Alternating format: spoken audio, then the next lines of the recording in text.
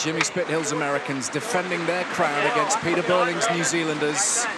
The match is on, the battle lines are drawn, and this is where it all gets tasty, Kenny. USA with port entry, they get to enter this starting box 10 seconds ahead of their opponents, and the hunt will be on, won't it? It'll be really interesting to see whether Burling is vulnerable in this area, whether Spitthill goes after him. Well, it's 4 years since an America's Cup race. It's really hard to imagine how much effort has gone in for this exact moment in time. Everybody in the world kind of thinks that Jimmy Spithill is going to try to take it to Peter Burling in these pre-starts with aggression, because if there's been any vulnerability in Burling's play, it has been in this pre-start. But you know what? They have great coaches over there in New Zealand, and they will have been coaching him up what to anticipate, how to either lead back, how to push back, and try to stay out of trouble from kind of the old fox, Jimmy Spithill.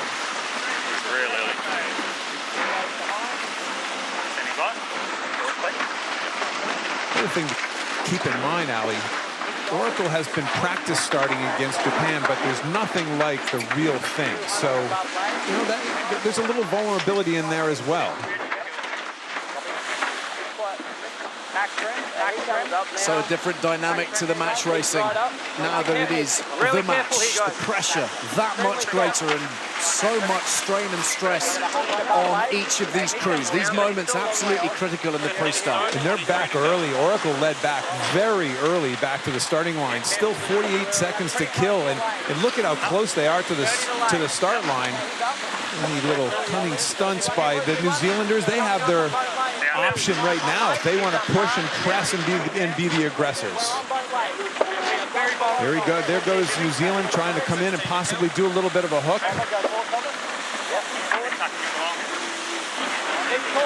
So the timing of these maneuvers, as we've seen over the last couple of weeks, absolutely key. Again, Oracle very close to the starting line. New Zealand is laying back here. They're going to pull the trigger several seconds early and try to just have more pace. Oracle's very close to the start and even struggling to keep off of it.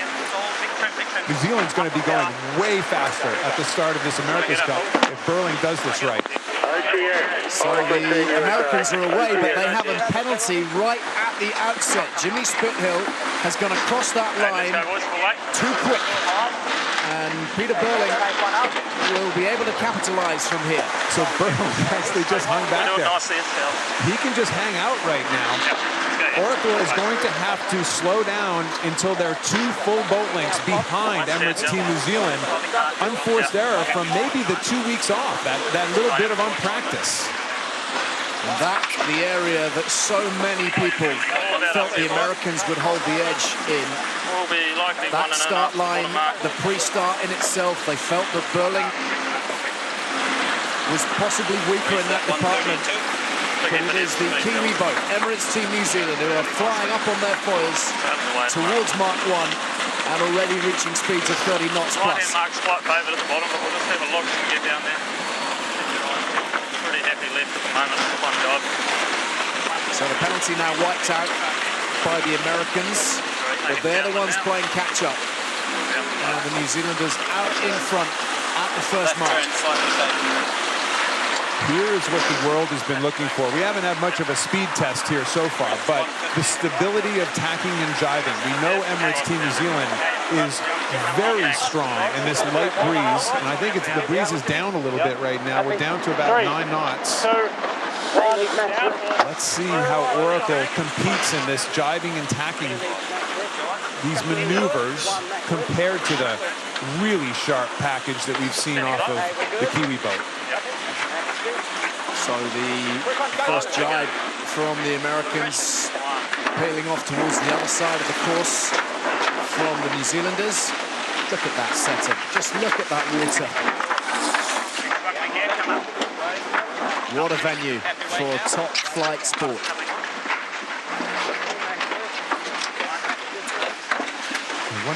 One part of that start is the fact that, well, first of all, we call it. I mean, Oracle got so close, so tight, pulled the trigger early. Surprised Burling didn't try to pull the trigger. He just must have thought they were going to be over early and decided, okay, let's take our time here.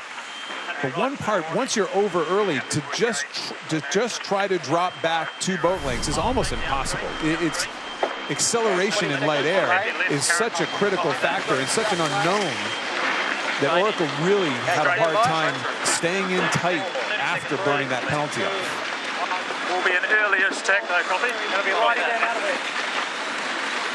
There we see the grinders Real good gain here, boys. of the American crew and the contrast with the Kiwi boat, with their guys operating this cyclor system, the legs driving the hydraulic power through the boat. Set up once we're settled. It's worked very well for them as they head round gate 2. Very stable, very consistent, very comfortable. You heard Burling say, big game for us, boys. That means it's puffy out there. It's an easterly breeze. It's shifty. Look at that tack.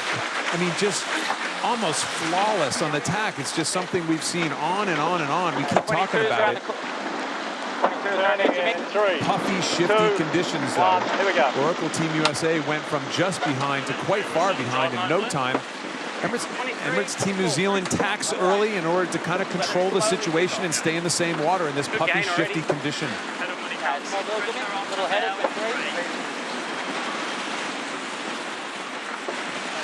So the New Zealanders with a healthy lead at the moment, beyond 150 metres.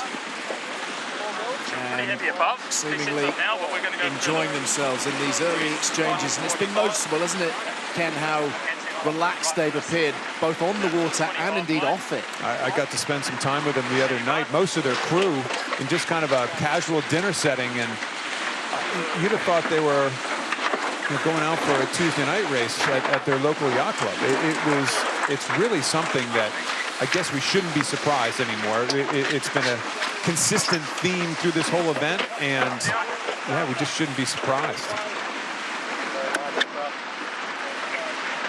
Down in the bottom left-hand corner, we see on the race course they're going up to gate number 3, so that this is a kind of a microcosm of the entire really narrow rectangular race course, and that's to show everybody at home in the world where they are in the race course and where they're heading, and they're going up to gate number 3. And here the difference in the foils is immediately obvious. The kink on the Kiwi foil. That's why they've done that and what it does. That light air package, both boats with their light air packages, and that kink, that big kink over here on Emirates Team New Zealand versus very straight. They're quite long. All the foils are quite long. The longer, the easier it is to lift, and that is definitely a necessity in light air. But the bottom line is very different approaches to try to achieve the same thing. So the New Zealanders stretching it out. Happy to pace on too. And sailing a very tidy race at the moment. Happy for a little build here, 20 seconds. Let's pump the build in here. Yeah, something pump coming as well, be careful. Fly time is good for the New Zealanders in particular. That the amount of time, quite obviously, that their hulls are spending out of the water, minimising the drag. Not a perfect tack by Oracle Team USA going in. This is actually what's called the parrot cam. This is on Peter Burling's shoulder, watching. Holy mackerel, I think if this goes too far, a lot of people at home will be getting seasick. Yeah. But yet another one. I think there's 7 cameras on each of the boats, and that is one of them. We're gonna find out more about America's Cup sailing and sailors than we probably ever wanted to know. Yeah, I think that much is true. They're not allowed to sneeze without us finding out. One of the benefits of being able to get that close and personal. On board Oracle Team USA right now. Big-headed. 5 degrees. Two very different power systems. The conventional grinders, called coffee grinders on Oracle Team USA, again to power what's called an accumulator, to build up pressure to make the hydraulic systems work, and can't get much more different. It's just an entirely different set of muscles. They're using their legs on New Zealand, and Oracle's using their arms. And you were remarking upon it just the other day, weren't you? The totally different body shapes of the two crews on that basis. As human beings, different body shapes, and then very clearly different windage. I think everybody would agree that the Kiwis are much lower into the boat and have a much, much better windage package because of that system.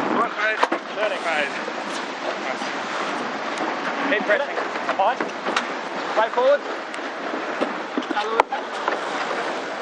Okay, pressure is above you. Got good pressure in 5 seconds. Just be patient. That's the voice of tactician Tom Slingsby, to start a good build now. who has actually left his grinding post, and he's trying to get his weight forward in the boat. Really like to be fast in this one. Copy.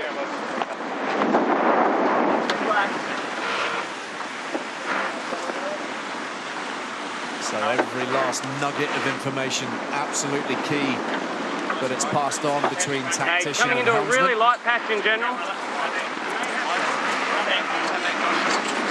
It's looking like a really good start to the campaign from the Kiwis as they round gate 3 and head off downwind again.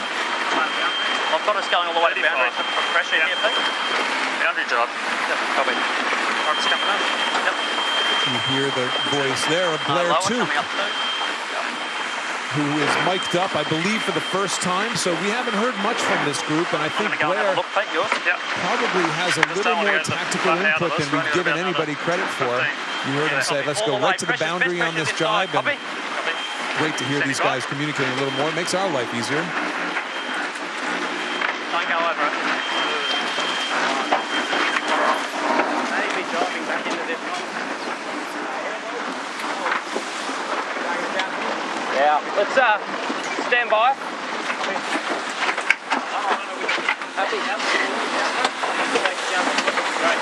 So now this lead being built to almost 500 metres, I'm not opposed to and going the New back. Zealanders really capitalising on that start line penalty incurred by Jimmy Spithill and his American team. Let's bring in Joey Newton, who's out on the water for us, part of Oracle Team USA. Joey, just how damaging was that penalty at the start?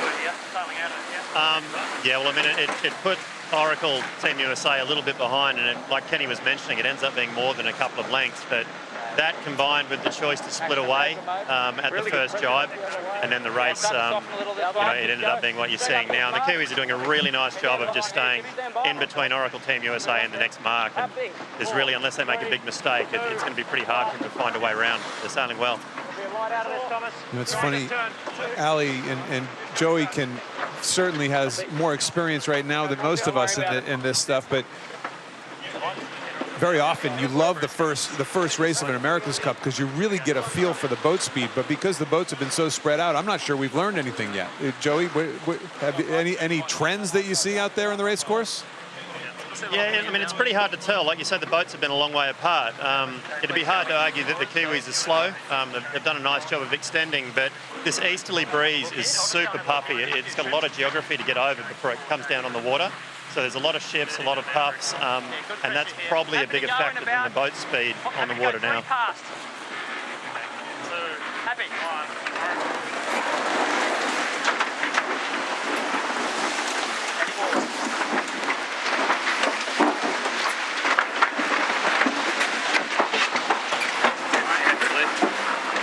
Very slick Very in slick. their coordination. Yep. As we've seen throughout their time here in Bermuda, Peter Burling is running a very well-organised crew. Worth remembering as well, they start this match a point down. They actually have to win 8 races to win the America's Cup here. That on account of the Americans winning the qualifying round and gaining an extra point to bring into the match. So what a terrific start it would be for Emirates Team New Zealand if they could wipe out that point on the opening race.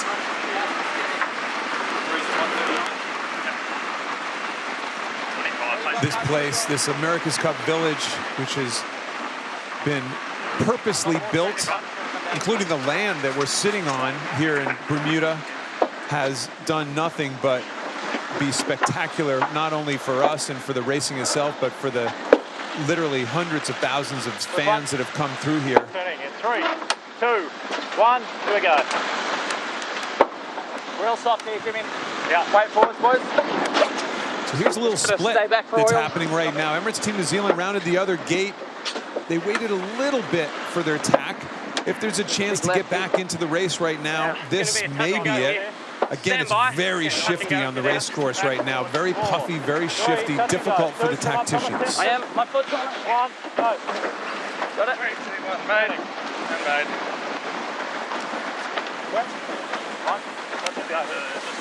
So a lot of ground to make up, but one of the reasons that they will have headed off on the other direction, having split the course, the Americans, is to try to chase that breeze, try to steal a march somehow or other on the New Zealanders, who are just stretching away, very, very comfortable at the moment.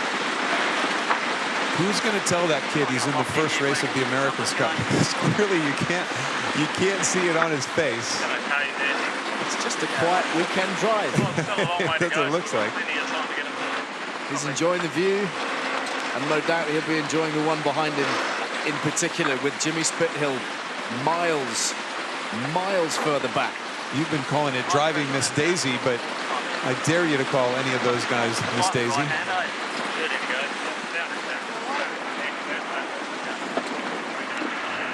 The helicopter keeps getting too low in front of us. If you ask them to move.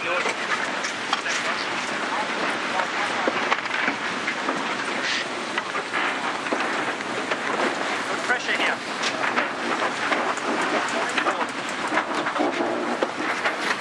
It's close. So it's looking pretty straightforward for the moment from Emirates Team New Zealand. They're going to have to make a proper mess of things if they're to blow this kind of lead from here. And you just don't see them making too many errors. Their error count is really low. Yeah, look at the shape of that foil out of the water. If you wonder where really one of the very biggest differences is between these programs and between Emirates Team New Zealand and the rest of the fleet, it's been in the shape of those dagger boards. There's been a lot of conversation. I've had it explained to me why people think it works. I've had the designer tell me why it works, and he may as well have been speaking ancient Egyptian at the time. That's that. So let's not pass that on then. Well, whatever it's doing, it's working. It's working really, really well. They're in total command. This young, fearless team, and Peter Burling very keen to point out at the press conference yesterday, this is a almost entirely new crew from the one that suffered that heartbreak in San Francisco 4 years ago. Glenn Ashby, the only member of that crew who has been scarred in that way. So they carry no baggage here. Well, keep in mind, Glenn Ashby is actually technically the skipper of the boat.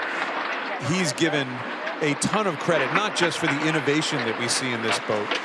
I've said it many times, maybe thought of as the best multi-hull sailor on the planet. But he's kind of the glue that kind of got this program, kept this program together through some tough times. And as the kind of quiet voice in the background, I think it's safe to say that Glenn Ashby deserves an awful lot of credit for the success of Emirates Team New Zealand to date, and obviously coming out of the blocks pretty well. Yep, happy. Big tack. As far as you can, Pete, good pressure.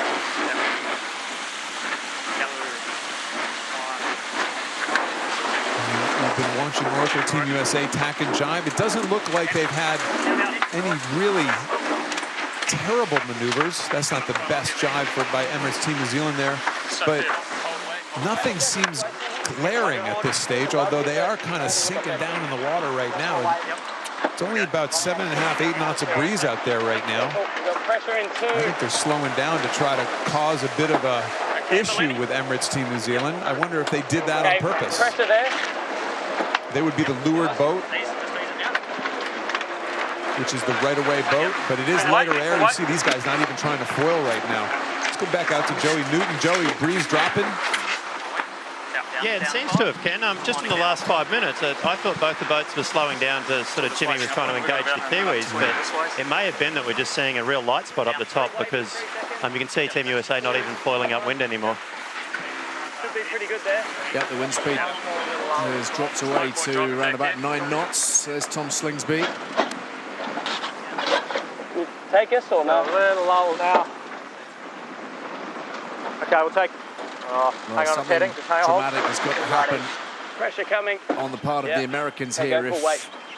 he's going to find a way back in, because it looks like the Kiwis are long gone. Here we go.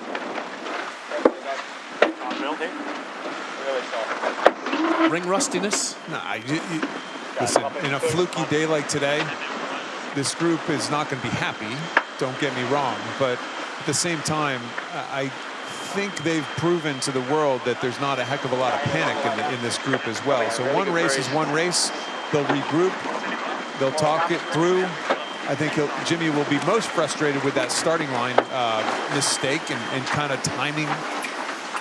Might be a little rust, but they have been out sailing every day against Japan and then by themselves the last 4 or 5 days. So I'm guessing they don't use any of that as an excuse. Yeah, where do you sit with that, though? Because it can go 2 ways, can't it? They can be underdone, or they could be nicely rested. Fair point. I would say they give up the rest for the competition that these guys, I mean, these guys have been in hard case competition for the last 2 weeks while Oracle Team USA has been off kind of doing their own thing. And no matter how much you practice, presumably it's like any other sport. Actually, that match competition is everything, isn't it? You got it. So the last leg of this apparent Kiwi win. Through the gate they'll go. The finish is a relatively short reach.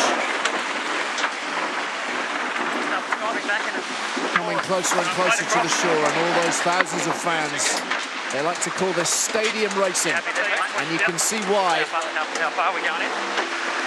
They're going to have to do a few more jibes here, though. This is an interesting breeze direction where the setup of the race course is through the bottom gate, and then they have to jibe one more time towards the finish, which is literally smack dab in front of our booth here at America's Cup Village. We're going to hear it from the Kiwi crowd, but I'll tell you what, this is not an easy way to finish right now. It's light air down here, and Oracle is screaming up from behind. Well, that was a real, you said it, smack dab. That was one way you might have described that maneuver from the Kiwis. They're building speed. They're sailing very high in order to build speed. They got very slow and very light in those last couple jibes. Let's see if Oracle can continue this pace. They're coming in fast right now, really fast. They may not lay.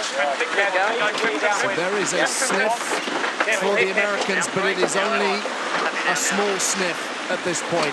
Now the boat speed building from the New Zealanders, and they're safely away from trouble. I don't think they're going to lay, though. They have one more jibe to go. They're close. We're really struggling to lay. You hear Burling saying struggling to lay. He's taking every puff down possible right now. Just when we were saying 500 meters was enough, Kiwis know how to make it interesting. Well, we've seen it a few times, haven't we, out here in Bermuda? Those last-minute panicked maneuvers when things are not quite to perfection. But other than a few hiccups towards the end, the New Zealanders have made a storming start to the America's Cup match, exploding out of the blocks, wiping out that one-point advantage that the USA had, taking the initiative at the start with the American penalty. And I guess now we can say it is all square. All square, that's exactly right. Wiping out that point. And that point, for those of you joining the America's Cup, that point was from Oracle Team USA actually winning that ladder round earlier, about 2-3 weeks ago. They won a ladder round against all of the challengers, and the winner of that took a point into the finals, and actually not taking a point, it actually made your opponent lose a point. So Emirates Team New Zealand started at -1 coming in, and now we're all square.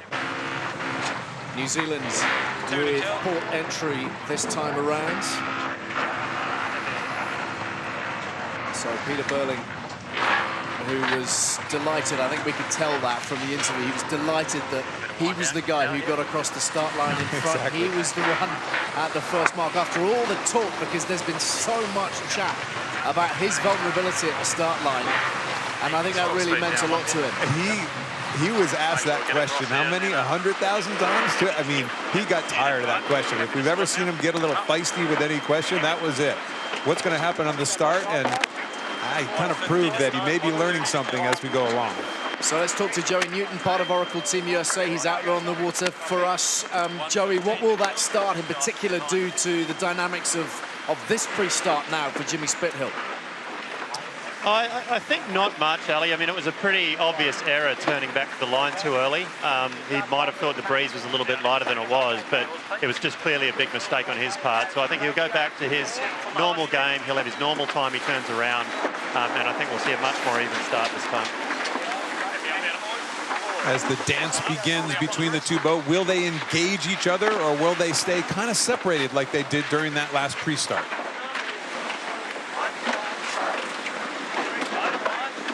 Race number 2 of the America's Cup match. New Zealand against USA, the oldest sporting trophy on the line, and the best sailors in the world on these, the fastest boats in the world. It really doesn't get too much better than this. And the pre-start cat and mouse progressing. So I think you're going to see Emirates Team New Zealand take a little bit of a left-hand turn here shortly. Spithill will start going after him and start pushing him, and there they go. There's that left-hand turn.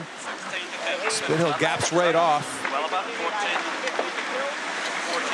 33 seconds to go. He's going to continue to keep pushing. He's going to push Team New Zealand right down to that lay line, that yellow line out here. That's kind of a line where you probably don't want to go too much further than, because you'll be going upwind into the wind and have a hard time getting back to the start. Oracle much more aggressive in this pre-race. Jimmy Spithill has really gone after it this time around, determined to make up for the error.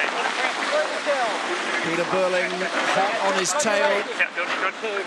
Both the boat speeds very different to how they were in race 1, but they are all clear. They both are across the line now. Acceleration contest now. Who's up in their foils and who can accelerate the quickest? Remember, Emirates Team New Zealand from that slightly higher, maybe faster angle. Can they get down over the bow and use their wing wash to push Oracle back again? And there they are. They're pressing. They're not even heading for the mark. They're pressing over the top of Oracle and roll over the top again. Burling, 2 for 2 on the starts. I don't think anybody was expecting to hear that call. And really upset. I mean, really intense about it. Look at this.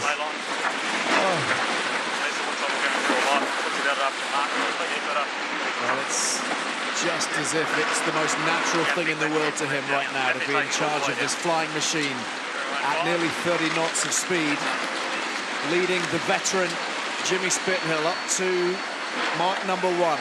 For the second time this afternoon, he's the one who's dictating the terms of this event. And Jimmy Spithill, the man who has been successful in the last 2 America's Cups, is the one who's chasing. Might get a little better read on the boat speed in this contest.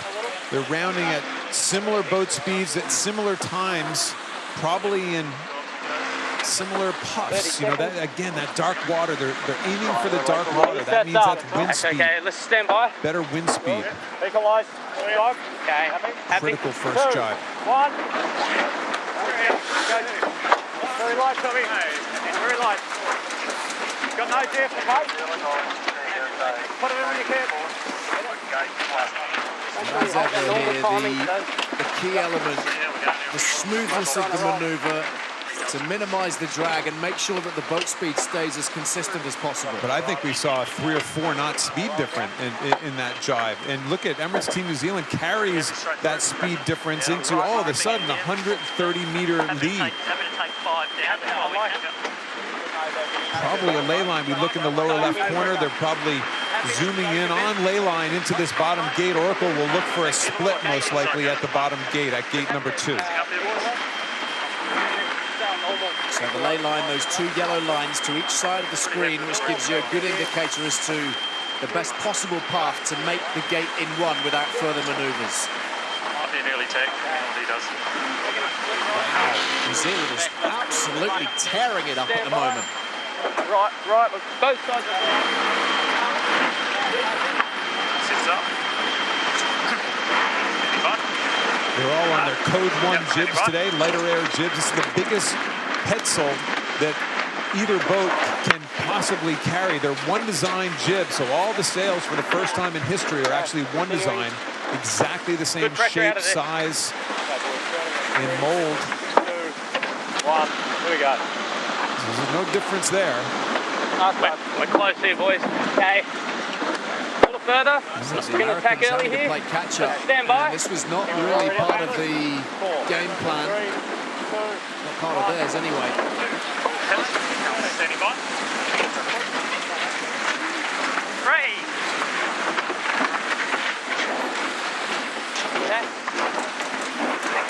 We're looking at match racing here going on right now, Ali. This is very much different than a lot of the multi-hull match racing we've seen in the past.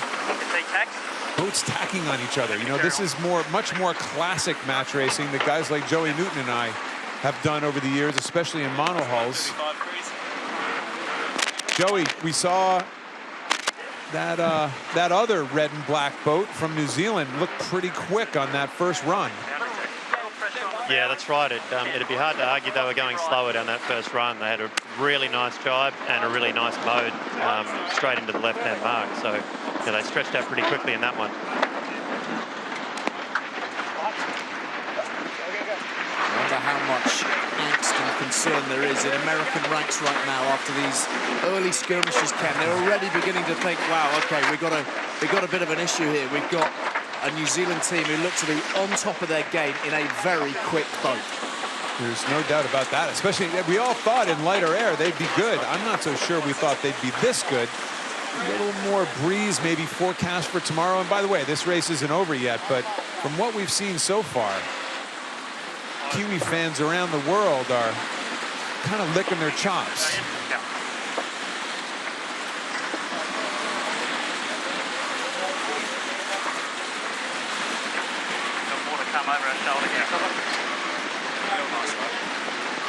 High up on their foils, the Cyclores head down, singular of purpose. A little lull here, and then we'll get a cruise. Peter Burling sunbathing with a Scotch egg in his back pocket. That's it.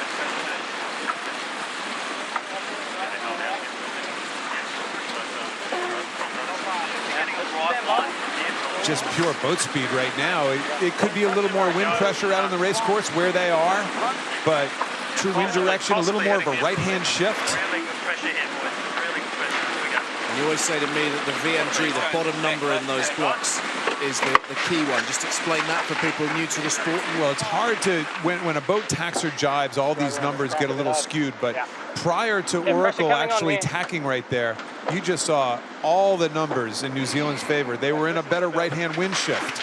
They were going faster, and their VMG was better. If you're a sailor, that is the holy grail of a combination of factors with regard to speed.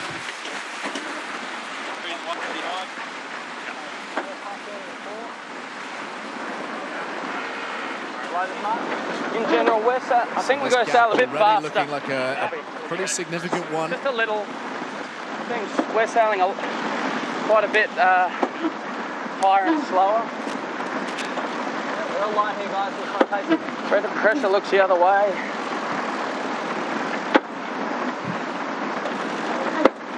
Light increase. Okay, let's stand by here.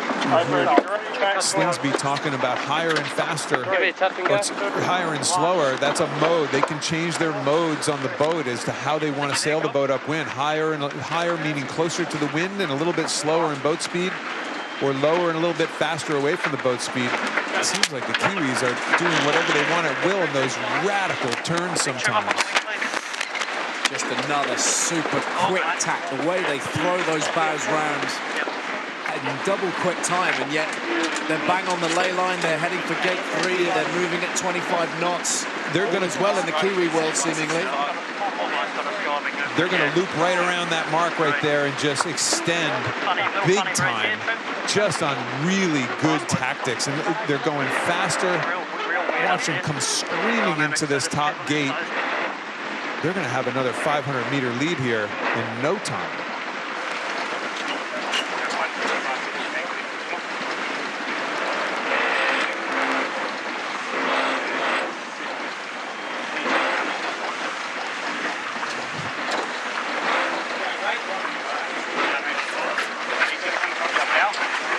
Motor sound is the actual hydraulics working the wing. That's Glenn Ashby. He actually doesn't even have a winch on this boat. He just went to look to leeward, by the way. He just went to look around the other side of the wing to make sure they weren't going to interfere with Oracle. They want nothing to do with Oracle at this stage. Stay away, stay clear, just keep doing your thing. And by and large, that's been their policy throughout their time here in Bermuda, hasn't it? Very fair point. They like to keep their noses clean and sail their own race. Jimmy Spithill would love to drag them into a dogfight.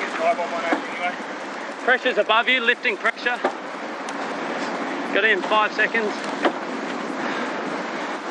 Ley lines are terrible on the box. No let up for the grinders. Half up on 4, 3, 2, 1, good puff. That's good to the middle way.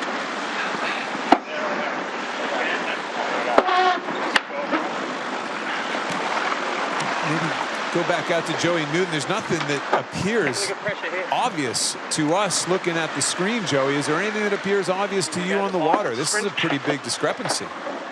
Not really, Ken. I mean, there's the obvious sort of foil difference shape that we're seeing, sort of big, more kinked shape and maybe a tiny bit longer on the New Zealand boat. I think, you know, Pete's sailing really well, Blair's making really good calls, and once they get in front, they're just sort of piecing all the wind shifts and the puffs of breeze together and extending away. They're just doing a really nice job of sailing the boat, I think.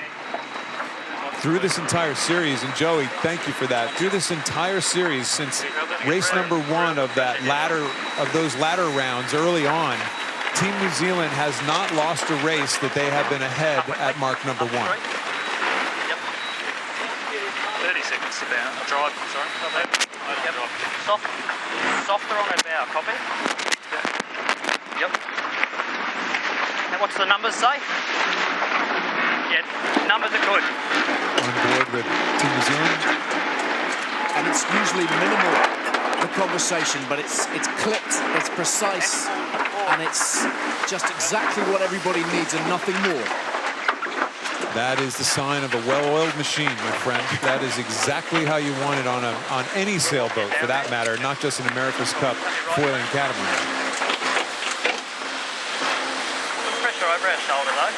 And at the heart of it all is Peter Burling, 26 years old, unflustered, ice cool, very instinctive.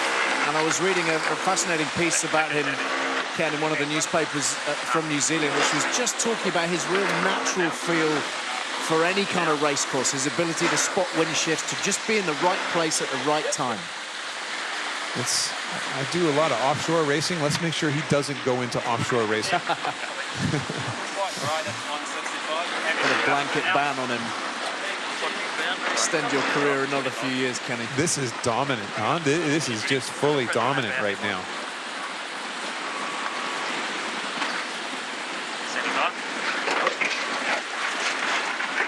Interesting that we are hearing Blair Tuke and Glenn Ashby certainly giving a little more information to Peter Burling. We were under the impression that he was doing most of this tactical wind shifts, positioning himself, but clearly we have a couple microphones maybe on the boat that we've never had before, and we're hearing quite a bit more from Ashby and Tuke with regard to just helping position the boat on the race course.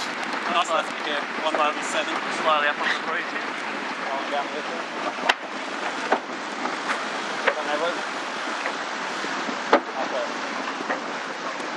You look at Jimmy Spithill, his hands on the wheel right there.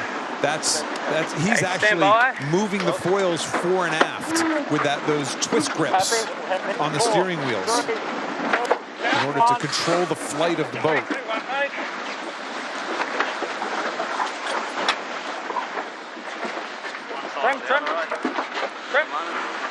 I mean, nothing looks crazy slow, you know. Nothing looks out of whack on board Oracle, except for the fact that they're 650 meters behind. Well, if there were toys being kept in in the shed on shore. The Americans are going to have to empty the box. Going to have to go look again. Get the numbers rolling.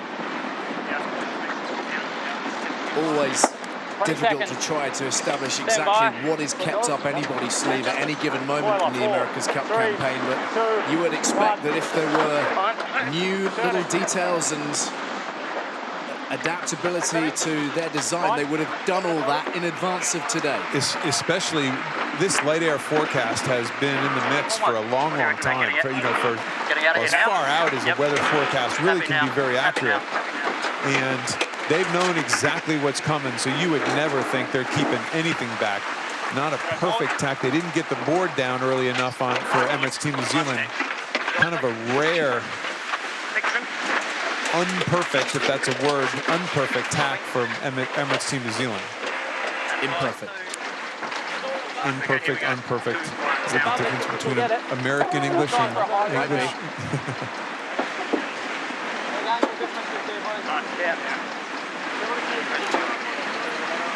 So like 5 of 7, and the New Zealanders are looking in total control right now as we get a decent perspective as to where they are on the race course from the helicopter hovering up above.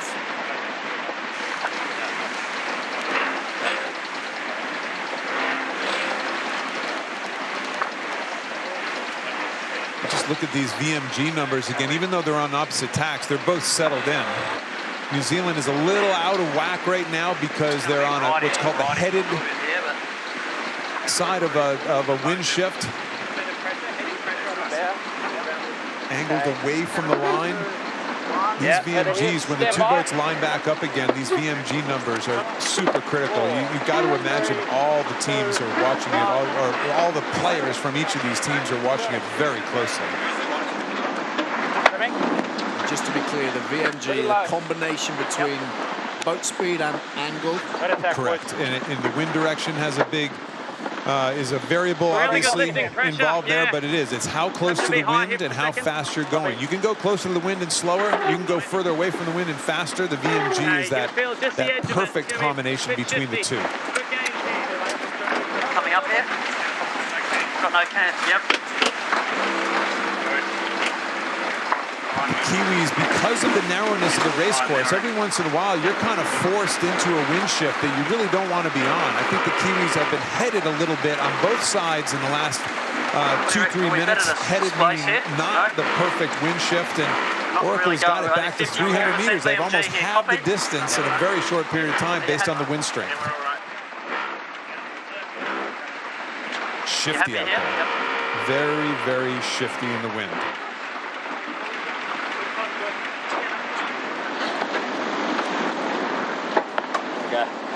Okay, starting to soften a little.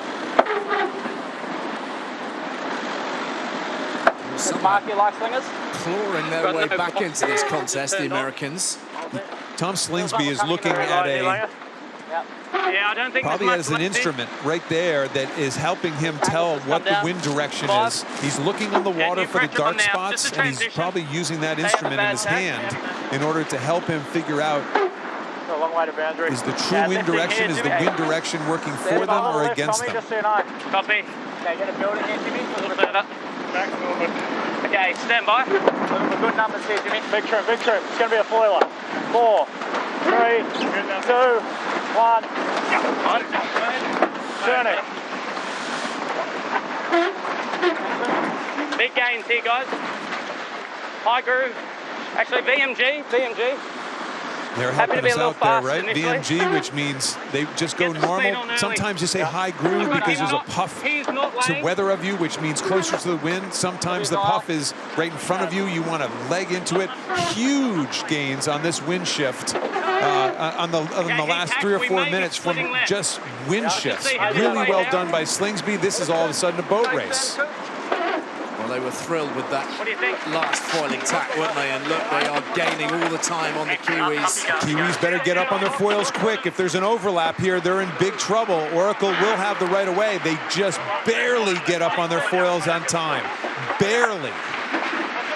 Spithill is breathing down Burling's neck right now and applying the pressure all the time. And there's the protest from the Americans.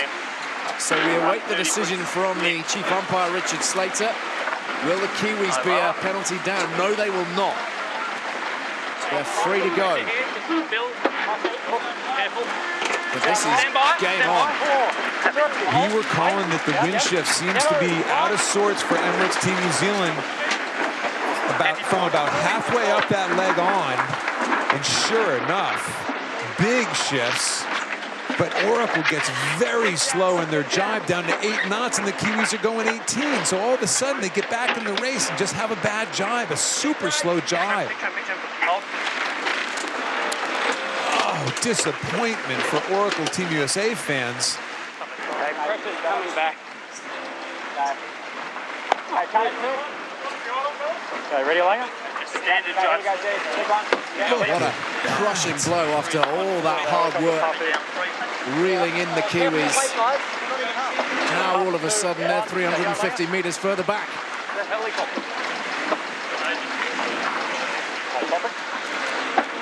Really low pitch. That could have been a combination of just a light air patch, but they were almost in the same water. Whether we'll have to ask later. Look at this last leg. So watch the Kiwis. The Kiwis go to that boundary and then they tack and they have a really horrible angle coming back again. Oracle Team USA, look at the difference from there to there of the wind shift that Oracle is in. Massive gains.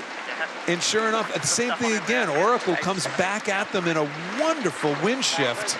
Enough to make this race incredibly close, literally within a meter at one stage, but one bad jibe by Oracle, whether it's a puff of wind or just technique in the jibe, just spreads this thing out.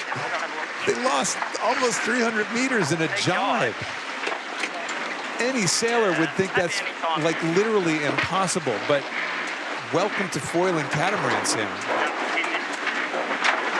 It is a cruel blow, and we've seen, haven't we, throughout hard time here on the Great Sound, that just one relatively small error, that was quite a big one, but a relatively small error can cost you 150, 200 meters.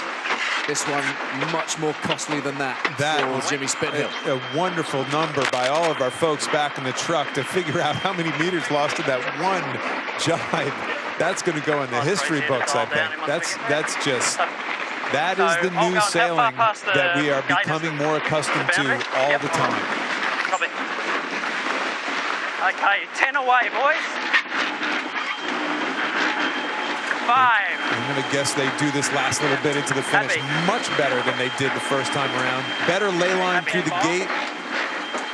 The pressure's kind of off with regard to where Oracle. Look at how far behind Oracle is. Very light out there. A meter away. You're right.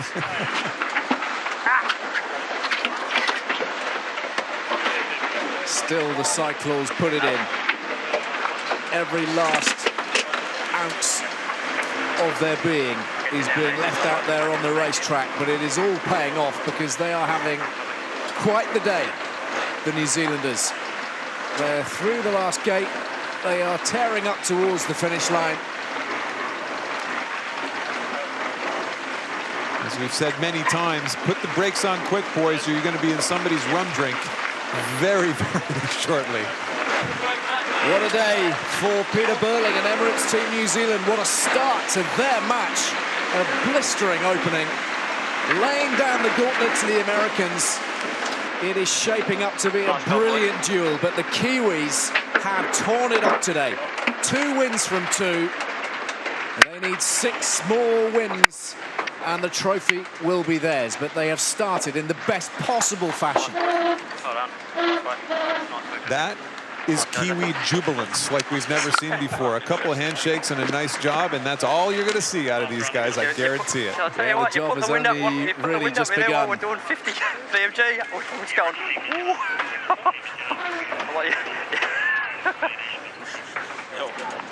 So we're hearing those little chuckles. That's coming from the New Zealand boat, needless to say. There won't be too much laughing on board Oracle Team USA.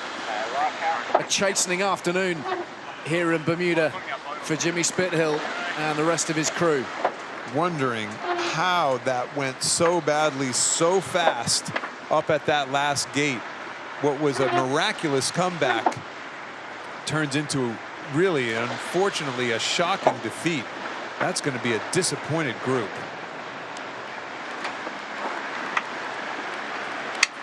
The right turn here, Langer. Yep. Bad luck, guys. Good fight. Bad luck, boys. Yeah. Got to keep hanging in there. Keep hanging in there is the message from the helmsman, Jimmy Spithill. He's been through the mill before. He knows there's every chance. He knows what it takes to launch a comeback.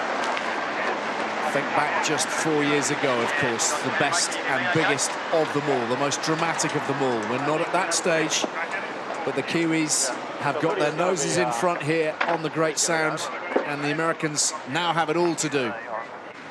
So the New Zealanders have port entry for this first race of the day. They get to enter the starting box 10 seconds ahead of their opponents. The pre-start, as ever, a key battleground. Let's check in with Joey Newton for the first time today, an America's Cup veteran, member of Oracle Team USA, here out on the water for us. Joey, what do you think Jimmy Spithill will have taken out of yesterday regarding his approach to the starts particularly? Well, you know, Jimmy was pretty disappointed with his start yesterday in both of those races. So he had a really big debriefing session with our coach, Philippe Presti. I wouldn't expect him to see the same race as yesterday. Oracle have got a different configuration today. The USA team have got their high-speed boards on, where the Kiwis have still got their low-speed boards on. So expect to see a bit of a differential in speed on the reach and across the rest of the course, hoping the USA to be a little bit more competitive. I'll go, Pete. It's amazing how we're right at this transition zone. One team with the high-speed boards, the other team still with the low-speed boards. It can make for a big difference from time to time, especially on this first reach, as Joey just said. So here we go.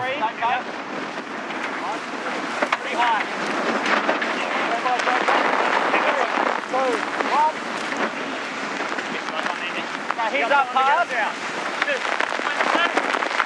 Race number 3 then underway, and Jimmy Spithill's Americans needing to come up with some answers to the questions posed by Peter Burling's New Zealanders. Kiwis having wiped out that 1-point advantage that the Americans had straight away. They're the ones in front in this match now. How are you reading the pre-start, Kenny? Well, for sure, Oracle leading back or pushing back pretty aggressively. They went much further down, deeper in the box today, in the starting line box, and all of a sudden, trend yesterday of getting back too early doesn't seem like it's going to continue today. Spithill aggressively going after and trying to push Burling down into that tough little zone, that lay line, that yellow line on the side of the race course. You don't want to go much beyond that if you're Emirates Team New Zealand, because it makes it hard to get back to the line. Right now, it's probably time and distance. These guys are pretty much sending it for the starting line right now with only 10 seconds to go. The timing, critical. The speed of both of these boats, excellent. Jimmy Spithill this time is straight across the mark. No penalties to either team, and they are up on their foils. They are storming it towards Mark 1. They're already approaching 30 knots. With your high-speed boards in, you would think you'd be quicker on this reach if you're Oracle Team USA. And they get over the top. There's a little burst of speed. I think they're going to get over. All of a sudden, they just sent it over the top. But there is an overlap between Emirates Team New Zealand. This is going to be very tight as to who can get into the box.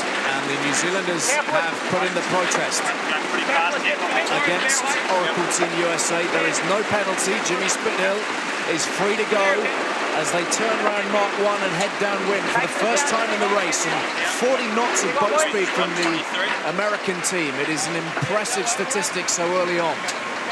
Look for Emirates Team New Zealand to jibe. If they think they're going to get rolled over the top, there they go. They're going to jibe early and try to split and use their speed. This is a shorter run than normal. Oracle would be protected by the boundary, so they could jibe here in a second anyway. Within 3 boat lengths, there they go. There, both boats go on the really a critical time in the race so early on. Oh, not a perfect jibe by Oracle Team USA. Dig it in, dig it in. Watch for the wing wash of Emirates Team New Zealand here. Let's just soak here. They're soaking. You hear Peter Burling, that's called the soak. They're heading away from the wind to try to use their wing wash to slow down Oracle. They win the first battle. It took this long to sort out who was going to be first at gate number 2. So the New Zealanders seemingly always comfortable when their superiority is questioned. The Americans got off to a good start, but it is the Kiwis and Peter Burling out in front as they head to gate 2. Oracle's going to try this tricky maneuver to try to split sides of the race course right away coming out of this gate. Up in 2.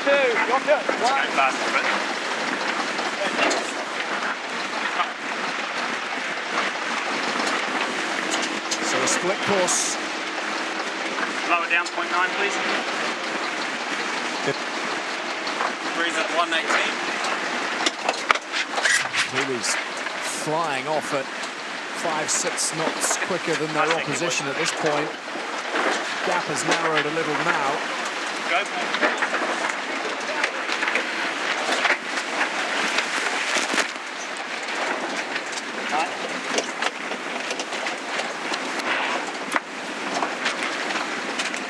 If you go back to this starting sequence, they were still essentially a tie ball game. Oracle jibes, Emirates Team New Zealand jibes. A little splashdown by Oracle, that's all it took. That was it. That was the difference between being ahead of the first gate and being behind, because it allowed Emirates Team New Zealand just to go slowly down over the top of Oracle and use their bad dirty air coming off the wing and pushing them backwards. And look at it, it opens up to a 150-yard lead in no time. One tiny mistake.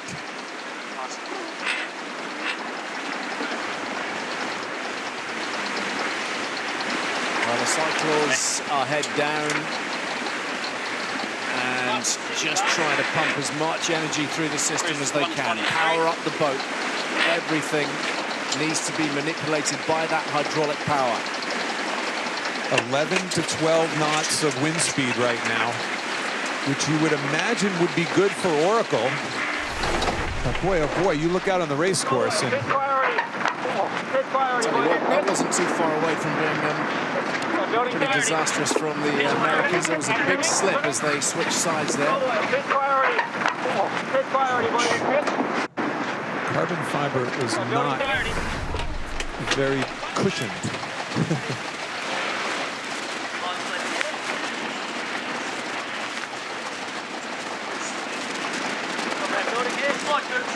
Yesterday we had very shifty conditions. Today, not quite as shifty, most likely, because the wind's kind of coming into the Great Sound from the ocean.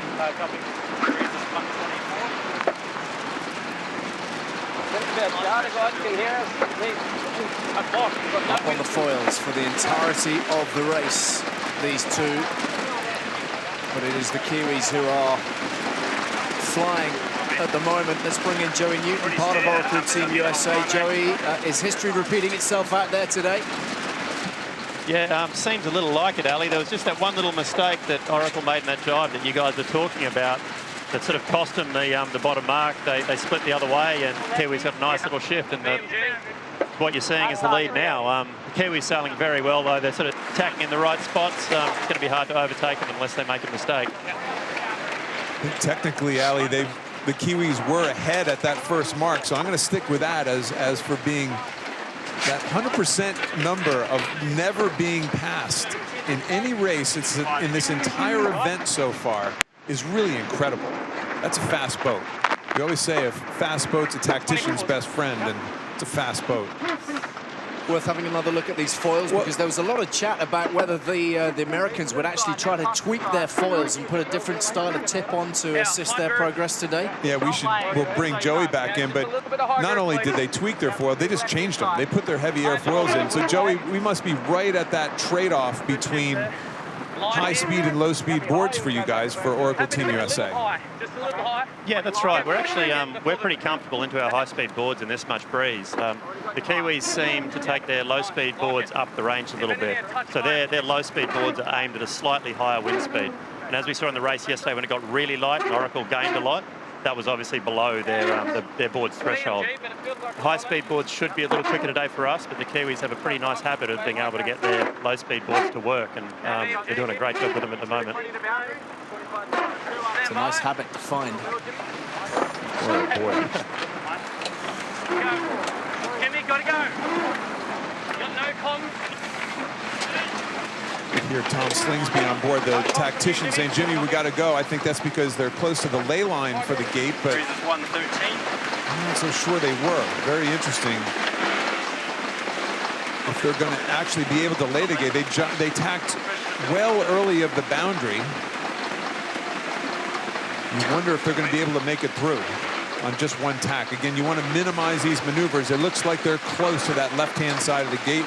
Up here, the left-hand side of the screen, upper left.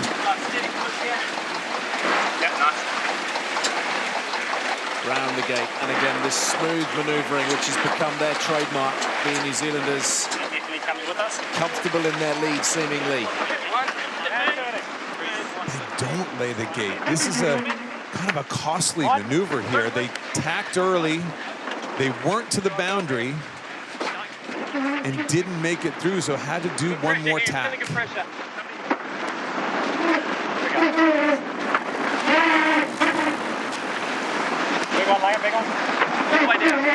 Just a little more instability in the American operation at the moment, though the speed is excellent as they round that gate. A lot of ground to make up, but they are managing to minimize that just at the moment. We saw yesterday, shouldn't be forgotten, Kenny, we saw yesterday a lead of 600 meters wiped out across one leg of the race course. Yeah, that was quite shifty conditions coming off the land. And back out to Joey Newton on the water. Joey, a little steadier breeze today maybe than yesterday, or is it still pretty fluky out there? No, the breeze is a little more north, so a little more left across the race course. And that means the breeze, it's flowing over less hills, less land before it gets to the race course. So even though it is a little bit shifty, it's nothing like what we saw yesterday. And we've got a few more knots, which, as you know, it settles everything down a bit when you get a little more wind and speed. Can't hear you, Sam.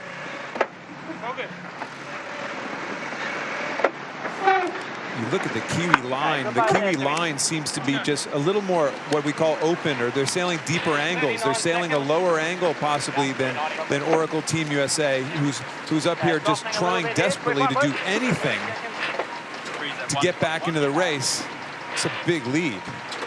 We've spoken about it a lot, Ken, haven't we? But do we feel now it's about a Kiwi mistake if the Americans are going to claw their way back in from here? The last two legs are short. Well, clearly desperate for a Kiwi mistake right now. The only time they ever make a mistake is right at that bottom gate or coming into the finish line to make things interesting. In the middle of the race course, they appear to be flawless.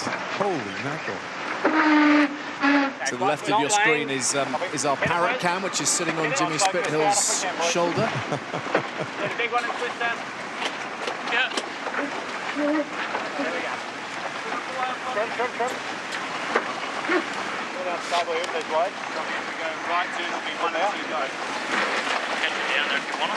And there's Peter Burling. You're effectively driving the boat now. If you ever want to be on board a foiling 50-foot multi-hull, here's your chance, everybody.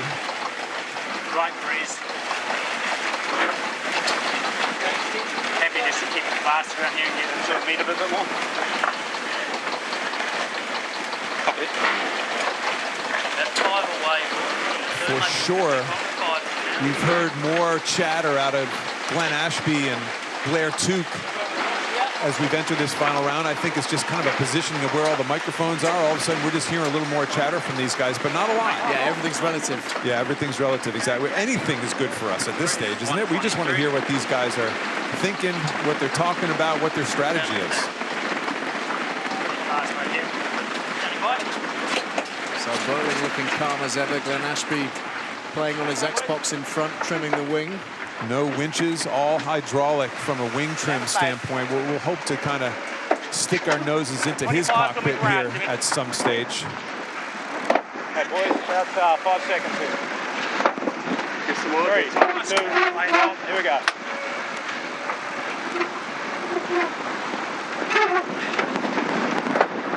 Maybe you do. Yep.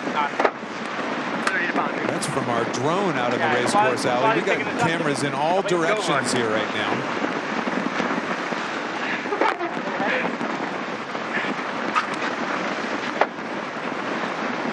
Okay, good move there. There's What do the you drone like, cam. Flingers? Yeah, you're gonna just press in this. You're gonna have a All header. bases covered. Stand by. Yep. Yeah, mine. Normal speed here, guys. 4, 3, 2, 1. Turning. Just waiting for the time when the drone can actually fly underneath the platform, because that's just about the only angle we can't bring you right now. The natural A little fast.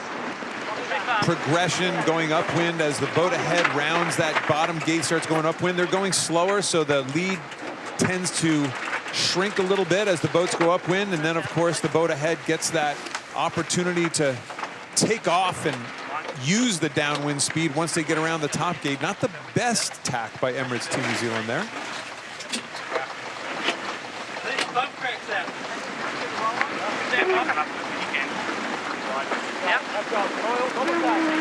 So the Americans needing something special from here. The last 2 legs of this race are not long ones. They do not have a huge amount of time, but they seem to be making some headway, Ken. The Kiwis actually did a couple extra tacks there just to try to get themselves in the same order. They decided to give up a little bit of their lead in order to just touch base with the Americans. Why would you do that? Well, when it's puffy and shifty out there, it's more of a traditional match race tactics. You know you're going to give up a bit of lead. They had a 500-meter lead there for a bit. You're going to give up a little bit of that lead in order just to go sail in the same water, in the same approximate wind pressure, wind speed, and wind direction of your competitor. Look at the angles to those boards. Very, very different. Very different, that kink in the dagger board compared to Oracle Team USA, which have much, much straighter foils. There is no shortage of innovation on this boat, whether it's the wing trim, the foil shapes themselves, the foil movement. You hear that, almost that groaning sound. That's the hydraulics of the wing. Look at that kink, a radical kink. According to Joe, we talked to Joey earlier, there's a maximum depth that the boards are allowed to be at under the boat, and that kink actually allows the board to be right at the maximum draft or maximum depth that the foils can be in the water.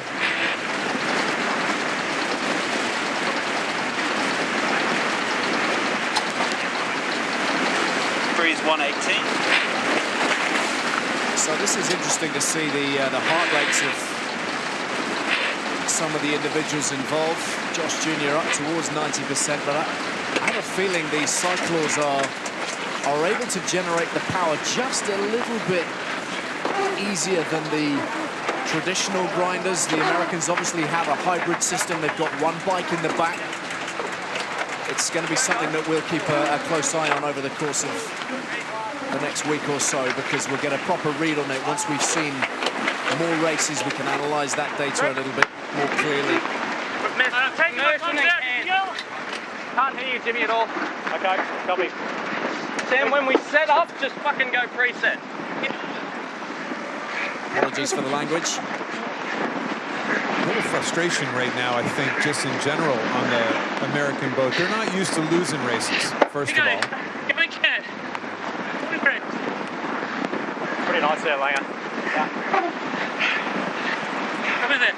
He's not laying, he's going left gate. Copy. Again, they'll be looking for a split at this top gate, anything right now. Now, you asked before, do you need a mistake? Well, at some stage of the race, you need not only a mistake, but a gift from the heavens. An act of God. An act of God, a massive wind shift, some sort of drama from your competitor. And as we've seen far too many times, these guys don't tend to give it away. They tend to make an interesting ride. Now watch this. This is going to be tight. Yeah, this is Oracle is trying their hardest to try to create a bit of a situation on the race course. They wanted to. They're protesting the Kiwis.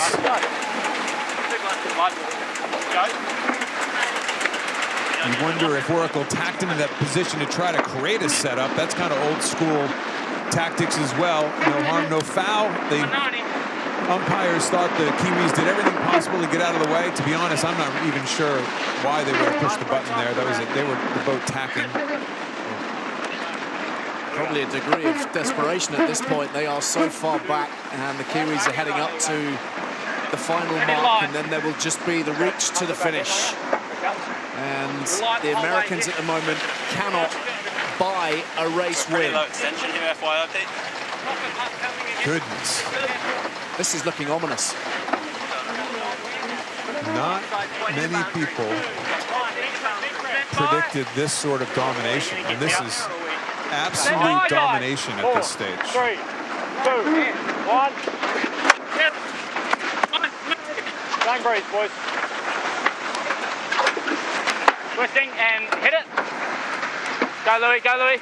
Nice, boys. Good job. Good side. Okay, taking this down. Big twist on. Tom Slingsby No quicker, Jimmy. onto the bike. But 700 meters. Might as well be in the next To the middle, country. guys. Sign of a leader, though. Good job, boys, trying to keep it positive on board, because Lord knows it's pretty easy to get very down when you have this sort of deficit.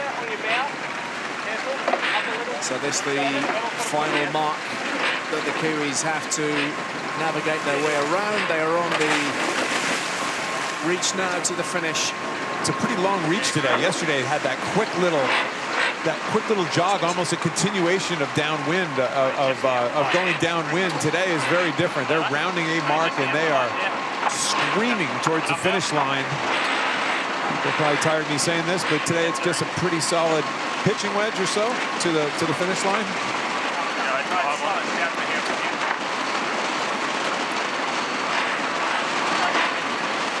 All done with the minimum of fuss. Peter Burling and Glenn Ashby and Blair Tuke with this wonderful, seemingly wonderful distribution of responsibilities and labor. They have worked out an excellent system, and their boat is very, very quick. A few Kiwi fans waving their flags out front right now. The New Zealanders picking up where they left off yesterday, ripping across the water and ripping into a 2-0 lead in the match. They've won all 3 of the 3. And they are leaving the USA trailing in their wake right now. Just looking in such dominant form.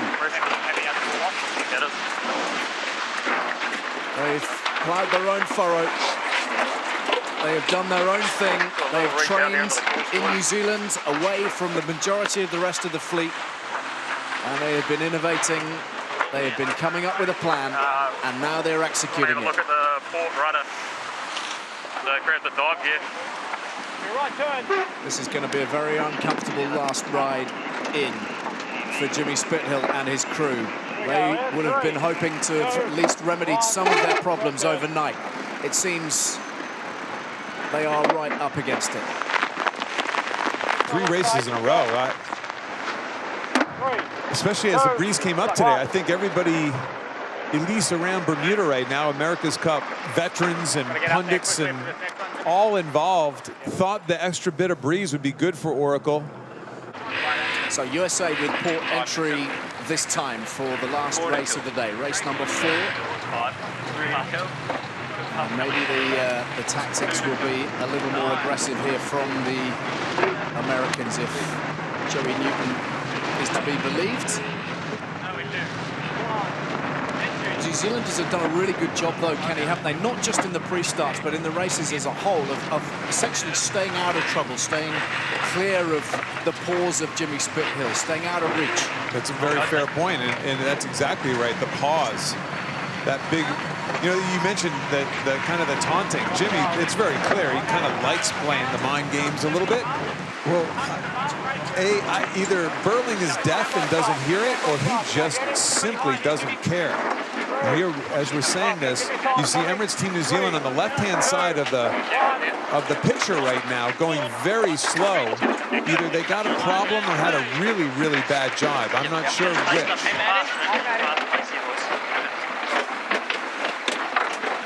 And here comes Spithill, going right at him with 1:21 to go before the start. This is going to be a little bit different. We're just below boat lane.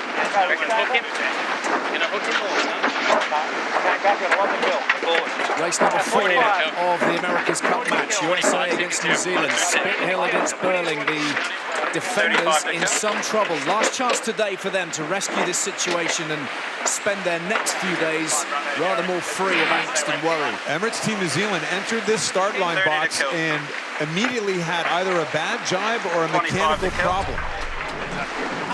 Here's their jibe. They're trying to follow down Oracle. This is the jibe. Something, Burling just kind of stops there for a second, whether they have lack of power, something went really horribly wrong, and it has set them up to be in a kind of a tricky predicament here. They're being put very early to the start, Oracle trying to hook them. Wait in, boys, wait in. I'm not going to get And then he's defending it. He's defending it incredibly well.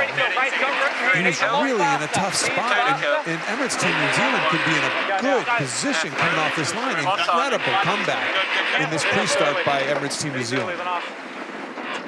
Well, that is the hand-to-hand combat that you've been mentioning throughout this America's Cup campaign. The New Zealanders off out in front yet again and holding off the challenge of Spithill in the pre-start. Very similar to the last race, except they've swapped sides. Can Emirates Team New Zealand reach over the top of Oracle Team USA by the time they get to Mark 1? They've broken the overlap, it appears. Now will they reach down over the top? And they are. They're going 4 knots quicker. They're going to use their wing wash again here and slow down Oracle before they get to the mark. Man, oh man, 4 races in a row. There's the wing wash, there's the disturbed air that Ken has been referring to, causing all kinds of bother for Oracle Team USA. Frankly, right now, that will be the least of their concerns. They've got to find a way into this contest somehow. They've been taken to the cleaners, frankly, in the opening 3 races. More knocking pressure.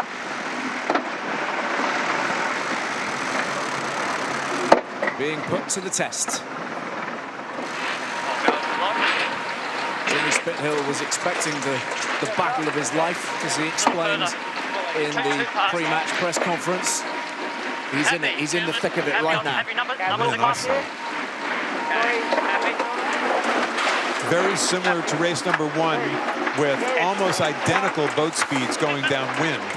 It's upwind that the Kiwis really had a dominant setup in that first race today, and this 11-12 knots of wind speed.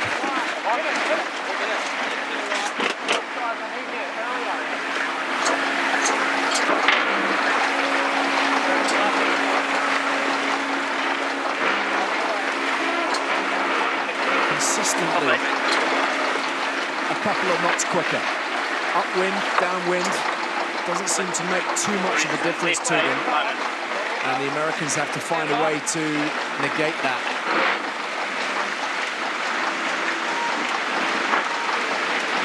Round gate 2, smooth as you like. Yeah, I'd say it's more like the norm. Copy that. Get the build on it. Here we go. Split course. Feels like good left here. Stand by. Get the build gun. Stand by. Real wide. Americans right now, Ken, they need wind from somewhere to really propel them forwards, don't they? Because they're in big trouble. I wish we could say their maneuvers were slower. I wish we could say their tacks were worse, their jibes were worse. It's clearly they haven't been getting off the starting line, but the fact is they look pretty good. You know, it's not like in the earlier rounds and the times that we would see a team make one big critical error and lose 150 meters immediately. This is like a slow trickle death, you know, that is just 1 meter at a time. And consistent.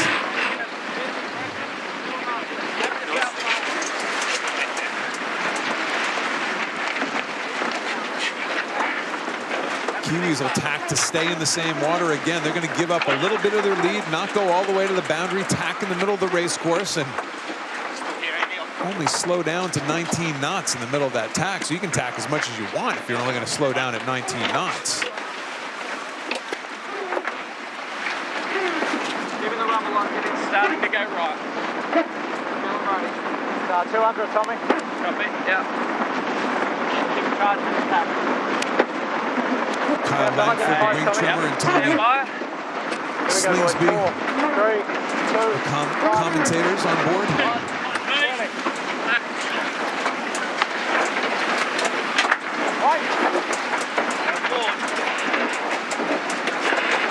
So the Americans tacking the course laid out for you there, bottom left of your screen. That's where they are currently.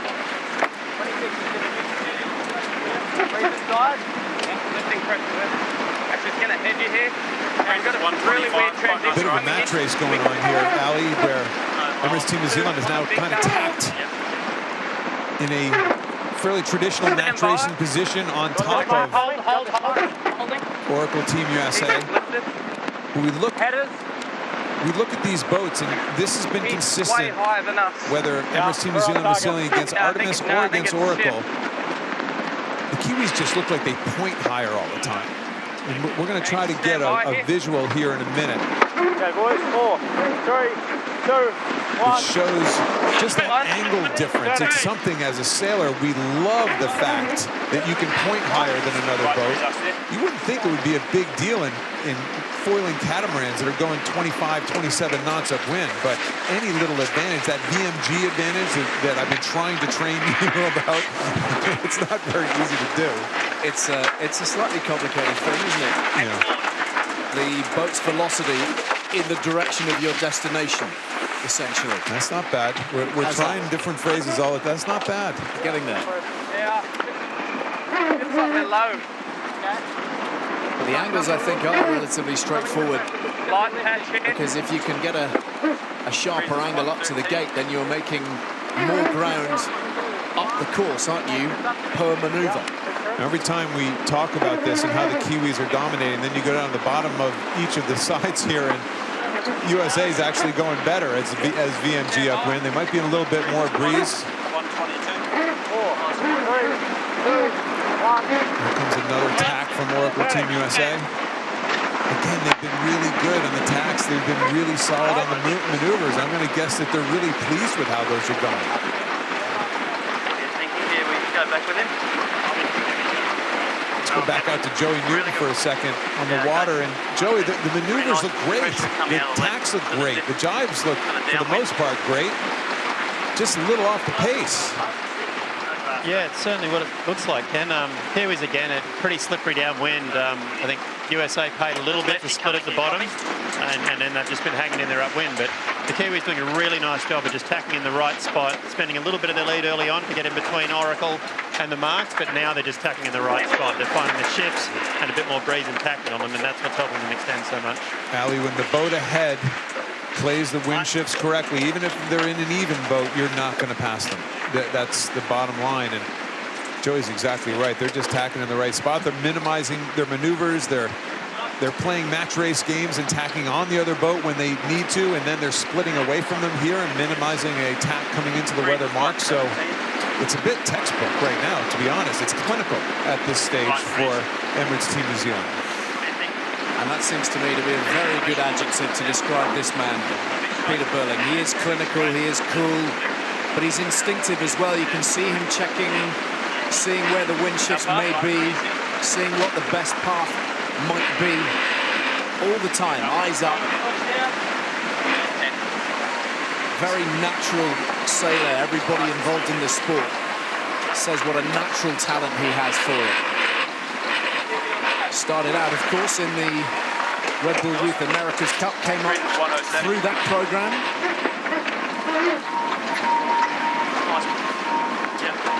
I mean, this is another launching going on right here, right now for the Kiwis.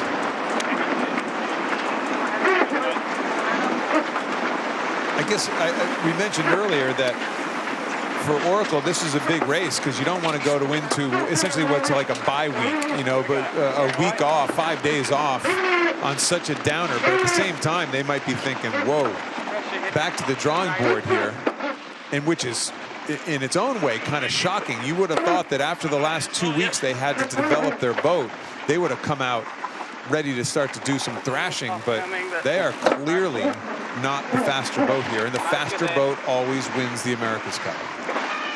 We had that debate yesterday, didn't we? Ring rusty or rested? And it would appear that it's very much the former at the moment. Stand by. The Kiwis match tough, having come through the Challenger playoffs. 3, 2, 1, And they are very much in charge of operations at the moment.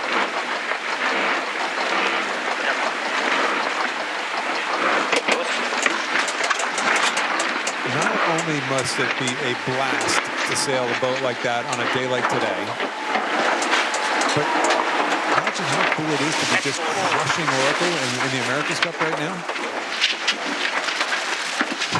The Parrot's getting a workout. I hope he's taking his seasickness pills. You look at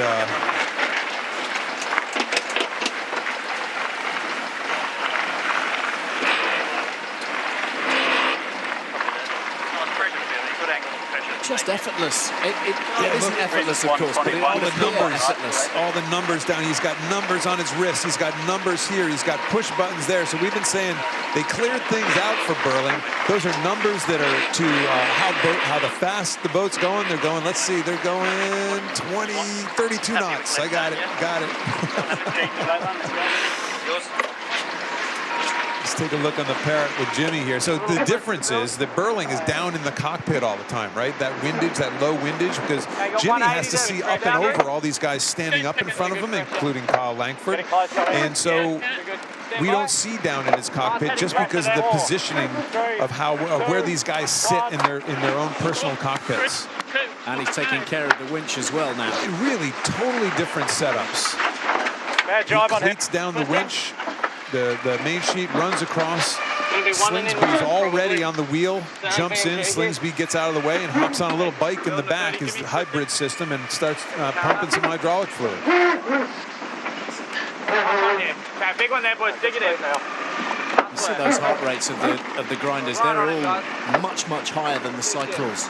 They typically are. Into that. No, exactly. They typically are, and I'm sure we can get a doctor in here and Gotta go right mark again. I'm not even going to speculate. Little recharge should be starting to stop it coming up.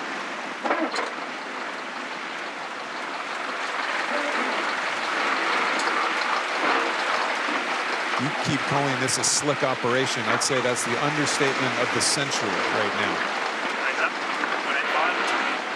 Still nice riding down here, 122. Just barely see those hulls dropping, extending higher. They are moved as crisply as is humanly possible. There will be a split at this bottom gate. Oracle jibing one and in to the gate right now, and they will take the other side. And it's at least in this race here, it's becoming desperation time. They need, again, as we talked about in that last race, they need a bit of a wind shift or wind pressure miracle at this stage. 26s, boys. Big curve. Big lefty. Yeah, don't chase it. Don't chase it. Yeah, just come up. And the Americans hunting for wind. Doing that. This with really wide pressure, all looks on their inside.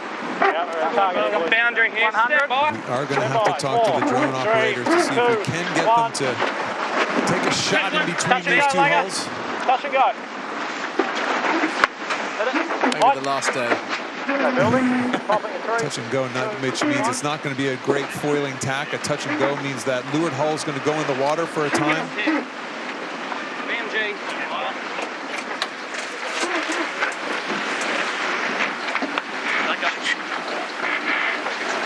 In the background, the stands and the people and the incredible race village that's been built here in Bermuda.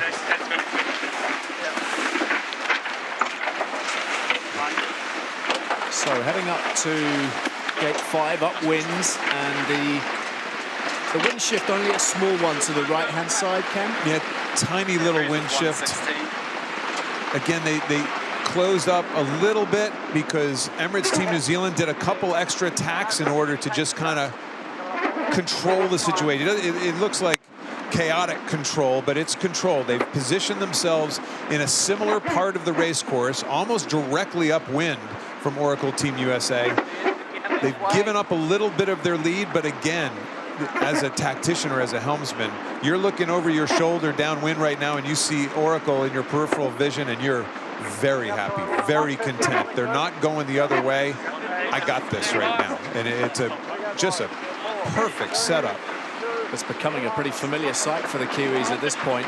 So effectively what you're saying is they've relinquished a little bit of their lead so they can have the Americans at arm's length. They've effectively got their fist on the collar of Jimmy Spithill, holding him back. Yeah. Well, you mentioned it earlier in the broadcast, is you would have thought they'd have pulled out all their toys to come out of the blocks here. They've known for a good solid 4 or 5 days what the wind strength was going to be these first 2 days. That's about how good the long-term forecast, the long-term predictions. You know, you're going upwind. You look at the angle differences. Here's Oracle going up here, and there's Team New Zealand there. There's just a constant higher angle. And we saw it against Artemis last week. When they sail with these boards, they point higher to the wind. That is a better VMG. It seems to be really a dominant mode for them upwind, which is so powerful when you're match racing.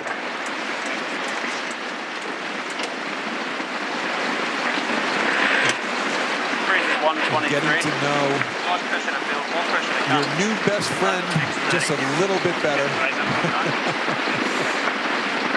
It's not a conventional meeting position, is it? Unless you're canine. There's got to be okay. That was almost too far. There's got to be a downside to everything, right?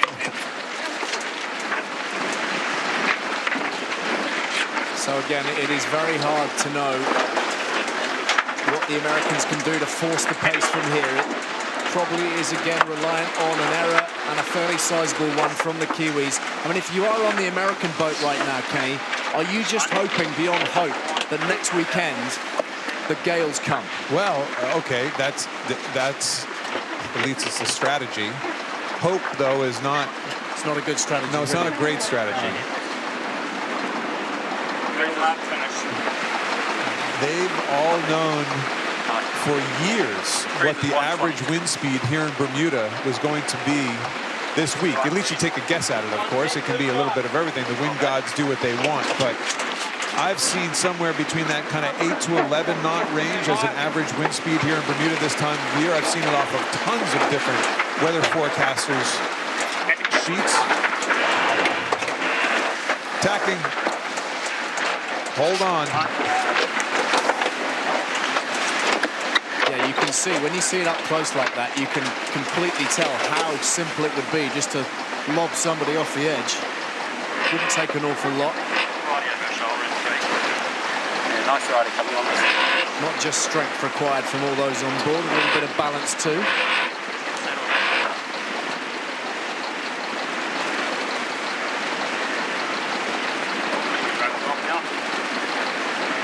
Into gate 5. They will go downwind for one final leg. They will reach to the finish. And they will be feeling extremely happy with the way their campaign is progressing just at the moment. Concentration and focus required. But history tells us that they have that in spades. Just screaming across the water. Heading forward. Absolute dominance at this stage.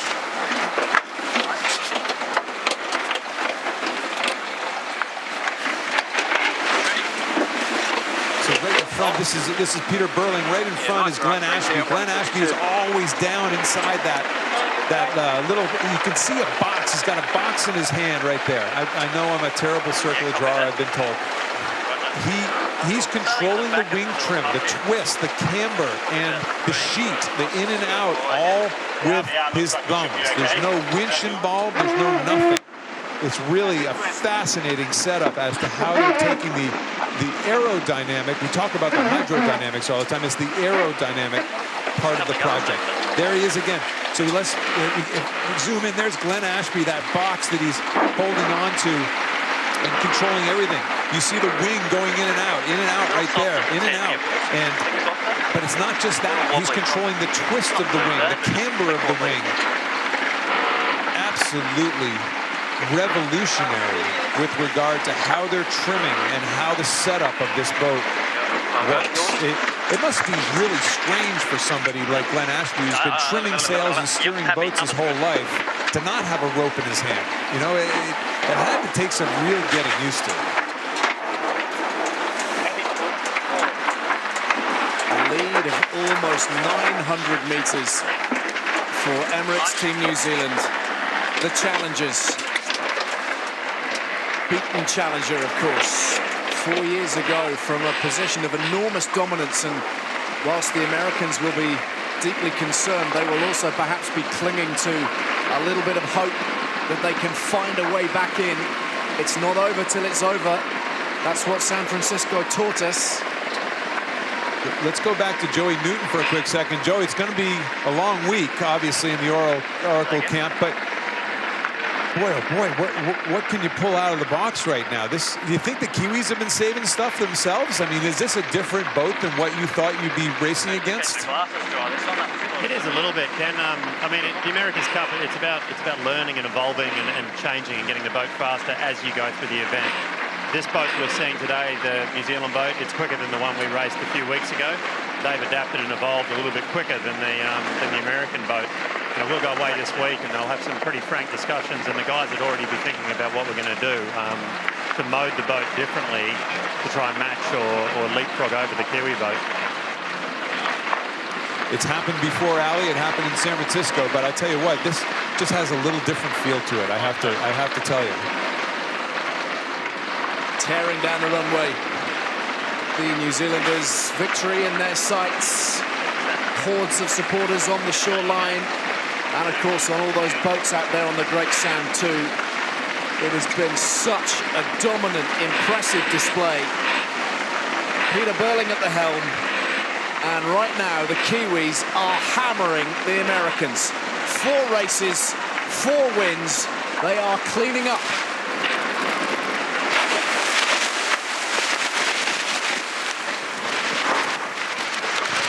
And the New Zealanders putting on a show for all those watching here in Bermuda, and of course thousands, millions around the world too. Those on the North and South Islands will be delighted with what they've seen, hoping beyond hope that they can see it through all the way to the end now. Get it done, get it finished, bring that trophy back to New Zealand. For the Americans, goodness, it's going to be a very uncomfortable few days for Jimmy Spithill and his crew. A somber team, a somber camp right now for Oracle Team USA. A lot of somber fans here in Bermuda. I don't think anybody saw this coming. Maybe the Kiwis did, but I'm not so sure anybody else did. And they're trailing in beyond the minute mark as well. The margins of victory, the margins are large. They really are big, no matter what Jimmy Spithill is trying to tell us. That was a pounding. And after 2 days of racing, the Americans are in big, big trouble. Not quite a crisis of San Francisco proportions just yet, but the red lights are blinking. That's very well put. Burling and his calm, serene demeanor, just been coping so well with the challenges of going head-to-head with the aggressive American team helmsman. So the USA have port entry for this first race of the day. They get to enter the starting box 10 seconds ahead of their opponents. And the pre-start, as ever, the most intriguing of battlegrounds. Let's check in with Freddie Carr, who's a key member of the British team out here. He's out on the water for us today. Freddie, what changes do you expect to see from the USA in particular, from Spithill, regarding the starting policy? Because it hasn't been working for him so far. Yeah, their starting policy so far didn't really go that well for them last weekend. Since I've been out on the water, they've just done pre-start after pre-start after pre-start, going through their drills. And I must say, to the naked eye, you can see that the boat looks a little bit lighter. Something's changed. And the Americans look quite slippery on their practice reaches. They definitely look like they've taken a step forwards in boat speed. Great stuff, Freddie. Excellent intel. That's why you're out there. Killing 23 greening. 100 above. So race number 5 is underway, and we get our first chance to analyse just exactly how Jimmy Spithill's Americans have changed things. Have they come up with any answers to the speed and the consistency of Burling's New Zealanders? Ken, how are you reading this pre-start? Well, both boats again are tracking back to the starting line quite early. 45 seconds to go, and you'll see that starting line at the top of our screen. Team New Zealand taking solace down at that ley line. That yellow line is about as close as they ever want to get. They've gotten down there, and Oracle cannot hook anymore. They're going to be committed to the high side. 14 to kill. We're talking about 14 to kill. This is still a lot of time to kill for these two boats. Oracle just speeding up the line with 17 seconds left. Now they're slowing down. This is going to be about time and distance. 5 to kill. So the Americans picked up a penalty on the start line in the first race of the match. They'll be needing to be very careful here. They're perilously close as the clock ticks down. They are across the line too early. Yet again, they've gone too soon. And the New Zealanders will look to make hay in the meantime. Oracle Team USA have to drop 2 boat lengths behind the Kiwis. So advantage New Zealand yet again at the start. That was very, you know, in the first race that Oracle Team USA was over early, they were just close, they were tight, they got themselves into a tough spot. That was just pulling the bow down too soon and simply going for it with a fraction of a second not in the bag. I mean, that was super close. I'm sure we'll see a review of that, but that was very close. But man, would Jimmy Spithill like that one back. Screaming across the water then, up on the foils at 30+ knots. And the Kiwis in front at Mark 1. They're close to 40 knots with a wind speed of only 8.5 knots. So it really gives you some kind of indication as to just how much pace can be generated by these flying machines. And we're going to reel out that stat again, Ken. The New Zealanders, when they are first to the first mark, have a 100% success rate in the races. 100%. And that goes all the way back to the very first race that they sailed in the Challenger Trials in that ladder contest early on. And yeah, it's not a great stat if you're an American fan. There's no doubt about that. But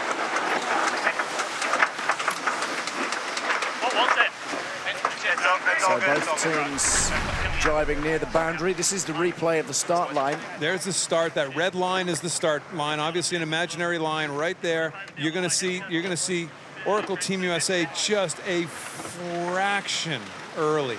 My goodness. And remember, this isn't done by the naked eye. These boats are now too fast. This is done electronically in a back room to, I believe, measurements within a centimeter of accuracy of the 4 corners of the boat. So there's somebody sitting in a dark, dingy room making this decision, and not necessarily a human out on the race course.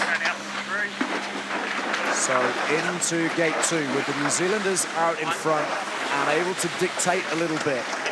What's the decision going to be here from the USA? They're going to follow them around the mark. They've opted not to split the course. Oracle's kept it close. Remember, by the first gate in the first couple races, there was quite a wide gap.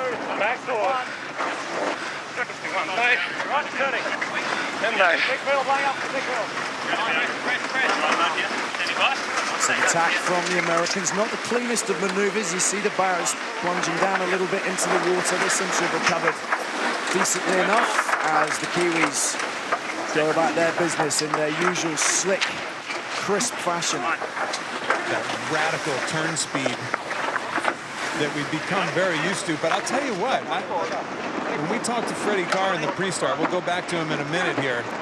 He thinks he sees something. Believe me, these guys that do this every single day, like Freddie has over the last couple of years, they see things that we clearly don't see. There is no doubt that Oracle has worked very hard to lighten their boat this past week. There's a maximum weight limit and a minimum weight limit that are about 100 kilos apart. And they supposedly have worked very hard to get down to the minimum end of that weight limit. You know what? This is boat speeds and VMG up the race course that we haven't seen out of Oracle. Some encouraging signs for Jimmy Spithill's crew. Dial down. So starboard tack advantage to Oracle. Dial down. Emirates Team New Zealand has to dip behind. The first pass we've seen in this event.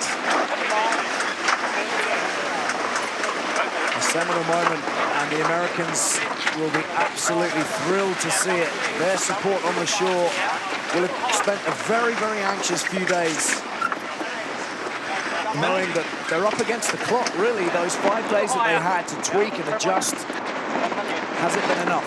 Engineers, fans, designers, sailing team, families, they're waiting for that moment right there. That this 5 days of work, was it worthwhile? And sure enough, they're quicker right now. There's no doubt.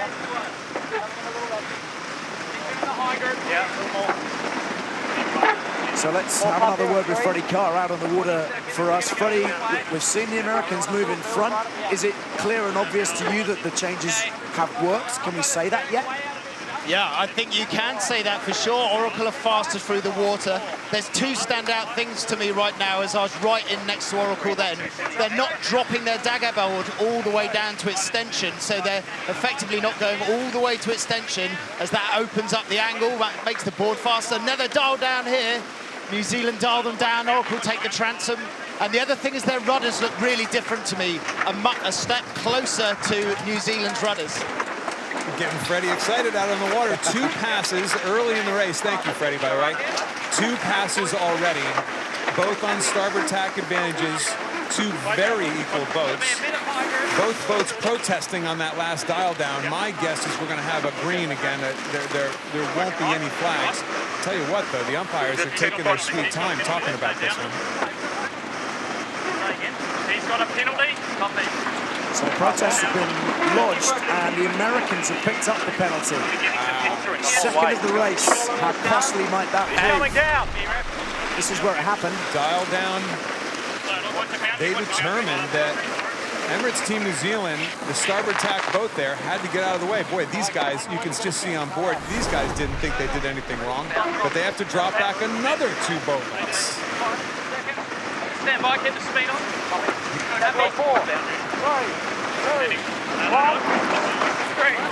Graphic bottom left of your screen giving you a clear picture of exactly where they are on the course currently. Third leg of 7. Those include the 2 reaches at the start and to the finish.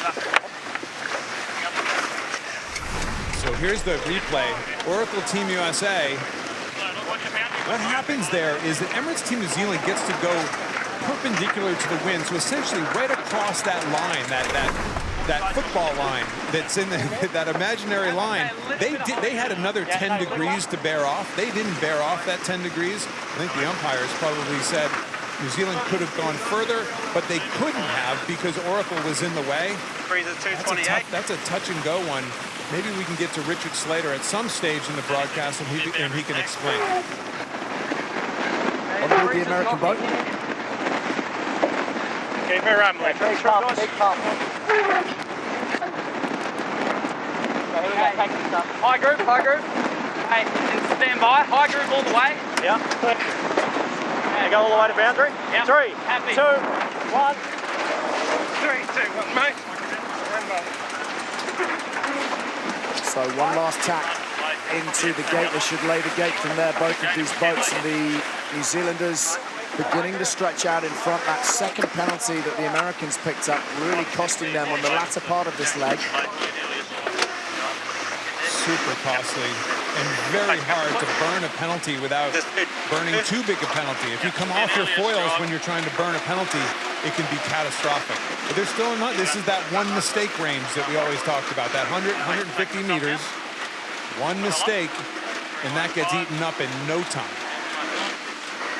Oracle's going to have to tack one more time for this mark, I think. Emirates Team New Zealand did a very nice job of finding the lay line, one and in. Oracle had to tack because of the boundary, most likely, and they're going to probably have to tack one more time. Creates a split, but this is a costly maneuver. Go, Louis, go, Louis. There they go, one more maneuver. We have seen repeatedly through the month of racing out here on the Drake Sound. Sometimes that is all it takes. Sometimes that is just the difference between the two boats. Just elongates the course a little bit. They have to sail a further distance, and New Zealanders lead now, a pretty healthy one. Going back out on the water to Freddie. Freddie, give us an idea of the wind shifts right now. We always get caught up in the boat speed and the maneuvering, but give us a little weather profile out there on the water. Yeah, I'd say it's not too shifty, Ken, but the thing that stands out to me is how patchy it is. It's never above 10 knots, but there's some quite big holes on the race course. And in the second half of that upwind, not only did Oracle get a penalty, but they just sailed in slightly less pressure than the New Zealanders coming in. So they took the 2 boat length loss with the penalty, but we're just a little bit softer in pressure. But there's opportunities out there for the tacticians to join the pressure dots together and for Tom Slingsby to close this game right down. Leave the jib. Everything oil. No, it's coming up. Red wide, here, Langer. Copy. You see Jimmy Spithill spinning those handles on the wheel. You wonder if that wrist injury is making any effect on how he controls the dagger boards. But perhaps as expected, he kind of batted away the question when asked pre-race. Didn't want to dwell on that. It wasn't going to make a difference to him, he felt. Certainly that's the image he has to project. Perception is very often more important than reality, Ken, in those situations. I think that arm could be literally hanging off the socket, and he wouldn't know the difference at this stage. It doesn't matter. This is the Super Bowl. This is it. So one more maneuver from the Americans, which we discussed at the top of the gate. Average VMG, very interesting. Goes to New Zealanders a little bit, but that takes into account, remember, they had to slow down a couple times on Oracle Team USA, so it's probably a little bit deceiving. Most of this lead that they lost, and by the way, a bad jibe, probably in a light air zone by Oracle Team USA, they're having at the bottom of the screen to do a radical course change to try to get the speed up again. Those jibes are devastating when they drop back down in the water. It's so hard to get the boat back going again. Back to Freddie Carr for a second. Freddie, are you surprised to see these guys all sailing with their Code 2 jibs or their kind of medium heavy air jibs today rather than the light jibs? Yeah, I must say I'm a little bit surprised by that, but on the first week, Kenny, we know it's about getting to Mark 1 first, and for Oracle, for them to try and defend and keep the New Zealanders behind. And effectively, you've got less sail area, and it makes you faster on the reach. So you take a small punishment on the windward leeward to try and be faster on the reach. Got it. Breezes 221. There's a shot from our drone, chasing in behind the Kiwis. We are trying to get the drone driver to get it between those hulls right off the water. They're a little skeptical. We said in the challenge. Right, happy. One or two people are a bit anxious about that, I imagine, in terms of the safety factor, and there might be a small financial factor involved too. If you're an Oracle fan right now, you take a lot of solace in the fact that there is no question they're quicker. You have to eliminate these tough maneuvers, though. Here's the bad jibe. They might have gotten a little slow going into it. They splash down, and just once in this light air, you splash down both hulls. They are glued to the water, and what was it, a 200-meter lead turns into a 400-meter lead in no time.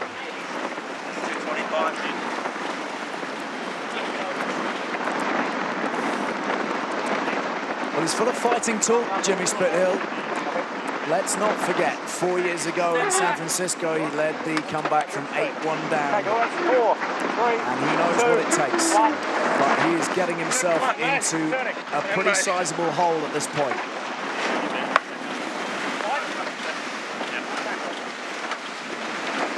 For all the chat, for all the confident talk, he knows that these guys have a fast boat and a very slick system. We're seeing Simon van Veldhoven. He's the Olympic cyclist from 2012. Head down. Yeah, room around town, he actually hasn't seen any race yet. On board the boat. On Peter Burling's shoulder there briefly.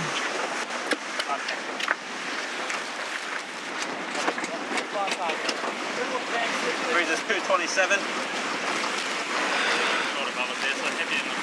So the Kiwis bossing it at the moment and seemingly heading for another victory. It would be 5 in a row on the Drake Sound in the America's Cup match. They would be so well placed as they bid to win back this trophy. They were victorious, of course, in '95 and in 2000, and they are desperate to bring it back to Auckland, bring it back to the North and South Island and the 4.5 million people or so there who are craving this success.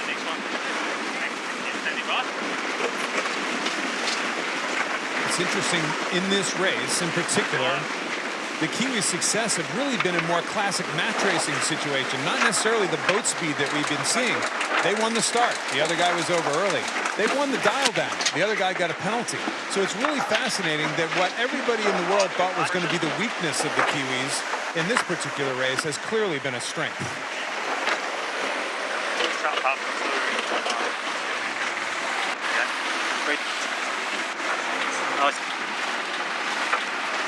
So the Cycles have obviously commanded a lot of attention, and we know that it is a very efficient system of pushing the hydraulic power around and generating the energy required for all these different maneuvers. And there, of course, is Glenn Ashby with his little gaming console. His little Xbox there. He's controlling all the wing. And what's interesting is you see the wing very rarely go in and out in a radical way. He's really controlling the twist and the camber much more reactively than the other teams have been able to do. He doesn't have a winch. He is not ever on a winch. He doesn't touch a rope. And we've discussed it before, Kenny, but also what seems to be clear is they have this brilliant division of labour so that no one man is overburdened with responsibilities and decision-making. That's right. We all talk about the power, and we'll get into the power a little bit more and how they're accumulating and using the hydraulic energy. But listen, the windage and the ability for the cyclists to use their hands to help do other parts of the boat, help maneuver other parts of the boat, is clearly a huge byproduct of the cyclers that gets far less attention. The cyclers are obvious, but what Blair Tuke is doing right there with all those buttons, he's controlling all the positioning of the foil there, I think with a joystick. He's looking at the camera going, oh no, they got me, they caught me. But just look at the almost surgical way in which they maneuver and manipulate their boat. Barely seen them making an error in the America's Cup match as a whole. They have been very, very consistent. The USA now have a huge amount of work to do. New Zealand heading downwind for the final time in the race. Just the blast reach to finish after that. These guys look slick though, and Freddie, I think we see longer tips on the Oracle boat. I think we see longer tips and certainly more of an angle, more of an aggressive angle, something similar that we've seen on the Kiwi boat throughout this whole event. You're right there, Ken. I think they're medium tips. They look like they're medium tips with an extension on. As I mentioned earlier, the board doesn't look all the way down, so effectively canting the board out a little bit more, getting a step towards that aggressive angle the Kiwis have got. I heard you talking about the wing setup on New Zealand. We've just followed them upwind, and it is mind-blowing how dynamic the top two flats are. I've heard about it talked a lot. I've never been close enough, and it is a constant movement. Glenn Ashby, it's like a hummingbird wing coming in and out, and when that mode is locked in, it looks seriously impressive. Well, we got you the ringside seat today, Freddie. Yeah. Bet you wish you had that a couple of weeks ago. Maybe a couple months, too maybe right. a couple months ago. Yeah, doing a lot of learning right now. Thank you, Freddie.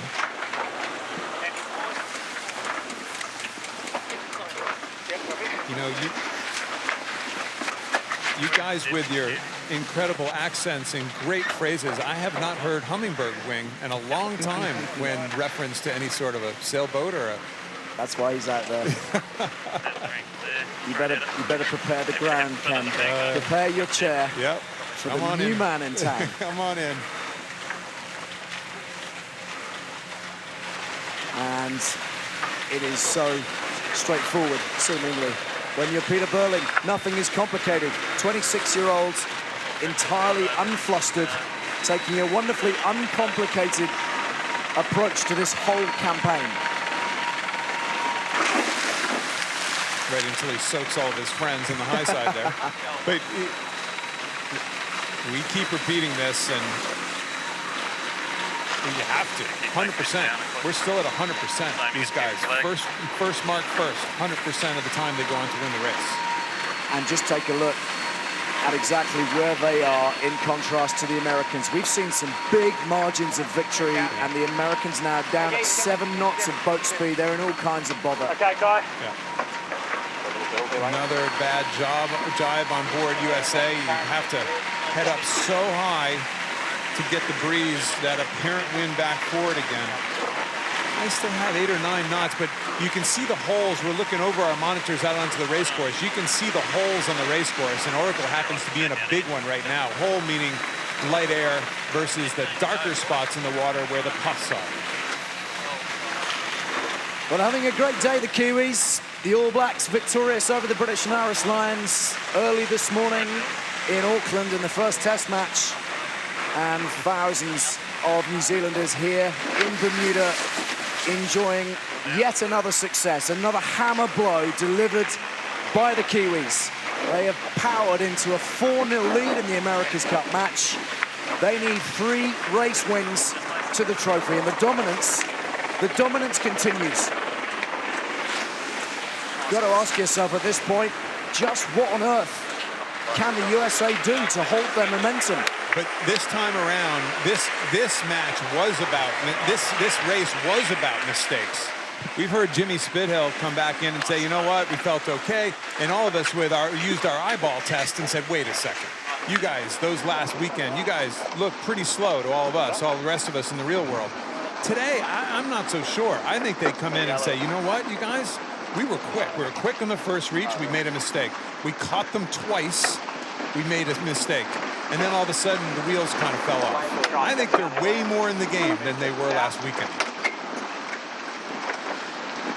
Well, we'll try and get a view from Jimmy Spithill shortly to discover if he's feeling confident and positive in the same manner. But the margin of victory is another big one.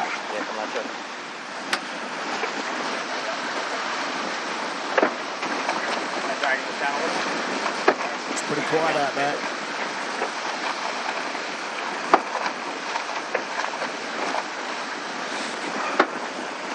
Is this a team reassessing? Is this a team digesting the margin of victory for the New Zealanders? Right up there, boys, and get ready for the next one. Yeah, they've got to go big in the next one because this match is getting away from them. I think we're going to try a little more out, eh? They're going at times. Yeah. Talking about you happy with the rudders. They're going at times. That means they're probably stalling or cavitating a little bit at times. They can move that rake around a little bit. There's a finite amount that can go between the two rudders. I believe it's 3.5 degrees, but they'll do some fine-tuned detailing to try to gain a little more speed going into this next race. So across the finish line and plunging down, but beyond 2 minutes from the Kiwis. That's the biggest margin so far. Stresses of top-level competition, and indeed some of the jibes and taunts coming his way from the pit bull, Jimmy Spithill. And those mind games worked so well against Dean Barker 4 years ago. The American helmsman is not enjoying quite the same success this time around. New Zealand this time with port entry. Oracle quite late coming into the start line box. They're going to be almost 7-8 seconds late coming into the box. We'll see if that becomes a factor. 5, 4, 3, 2, 1, made. Let's check in with Freddie Carr again. Freddie, any hints, any thoughts or observations from the previous start and everything that happened that time around as to what we're about to see now? Well, I'd expect New Zealand to lead back here, being the port entry boat, and that sets up Jimmy Spithill with what he'd want. It'll give him the opportunity probably to tack up here and set up an aggressive push to the ley line and put him on the front foot in the last 30 seconds. Ratio 1 stick. Get into this quickly here. 3, 2, 1. 3, 2, 1, mate. Up. Yeah. And pushing, banger. Race number 6 then of the America's Cup match. USA against New Zealand, Spithill against Burling. The defenders in some trouble now. Last chance today to rescue the situation. Yeah, really interesting move by Burling. He spun around, almost a traditional match race move there. Almost like he was going to follow, but he's going to get hooked quite possibly by Jimmy Spithill. They got slow after that maneuver. Spithill desperately trying to get an overlap underneath Emirates Team New Zealand. 35 seconds to go back to the line. So this is Spithill's attempt to disrupt, to attack, and to get in the face of the Kiwis, cause trouble. But New Zealand got around the front of them. He never was able to get that overlap, and sure enough, he's going to have to gap off and go for a time and distance start. That was very well done by Burling. It looked marginal there for a second, and he did enough to keep the speed and keep the overlap from happening, and now it's just time and distance, boat speed to Mark 1. So it looks like both boats are going to be across the line clean this time, and the Americans getting up on the foils nice and quick, and they've stolen a march this time on the New Zealanders. Could this be the time? Just to reach Mark 1 in front. Yeah, did a better job of pulling the trigger there, no doubt about it. Had a little more momentum going off the line, and I think they're going to be able to roll over the top of Emirates Team New Zealand and use their wing wash to push them back a couple more boat lengths. But I tell you what, it's still close. Emirates Team New Zealand living in a really precarious spot right there. Just below the wing wash. You see that wing wash? They are just barely living in clear air, but sure enough, Oracle gets over the top. So that's a turnaround. That is a change from the complexion of things out here in Bermuda during the America's Cup match so far. Oracle Team USA rounding Mark 1, heading downwind in the lead.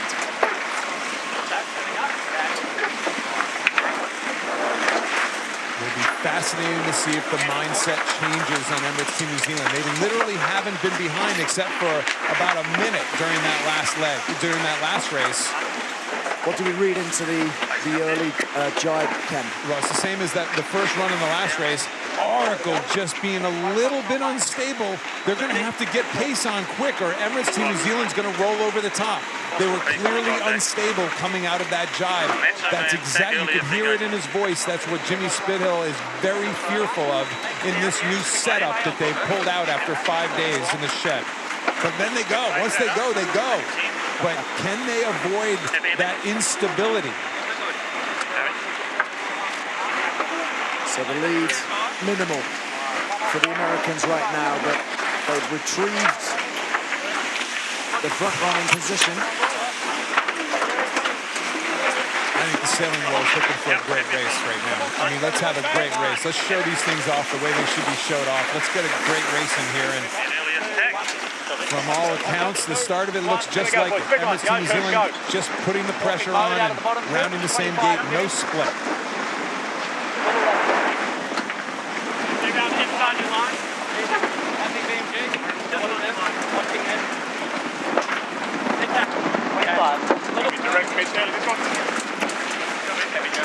So the Americans sailing off into clear water in front of them. Again, the New Zealanders not interested in getting tight, up close and personal in behind. They're going to disappear off with the early jibe. Yeah, they were in a tough spot right there. They tacked away because they were in a bit of bad air, that wing wash from Oracle Team USA. So that was kind of a strategic move. They followed him in and split across. And now tactician Tom Slingsby and, well, whoever the tactician is, whether it's Blair Tuke or Peter Burling on board the Kiwi boat, now they have some decisions to make. You know, now the boats are split. Who's going to sail in the better wind pressure?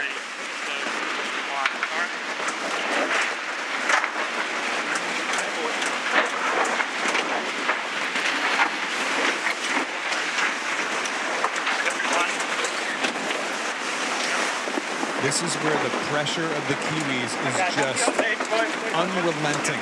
They just keep it close. They just so rarely make mistakes that it forces you into sailing a perfect race. We've seen teams sail the perfect race against Emirates Team New Zealand. BAR, Freddie Carr sailed an unbelievable race against Emirates Team New Zealand to beat them in that semifinal round.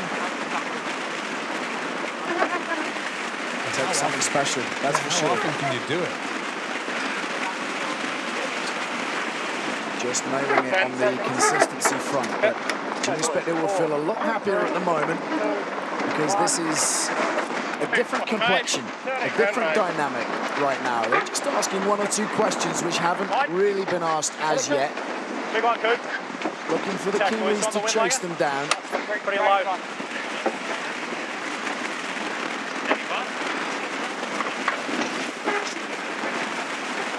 So let's get another view from out on the water from Freddie Carr, part of the British team out here in Bermuda. Freddie, what's catching your eye in the early exchanges here?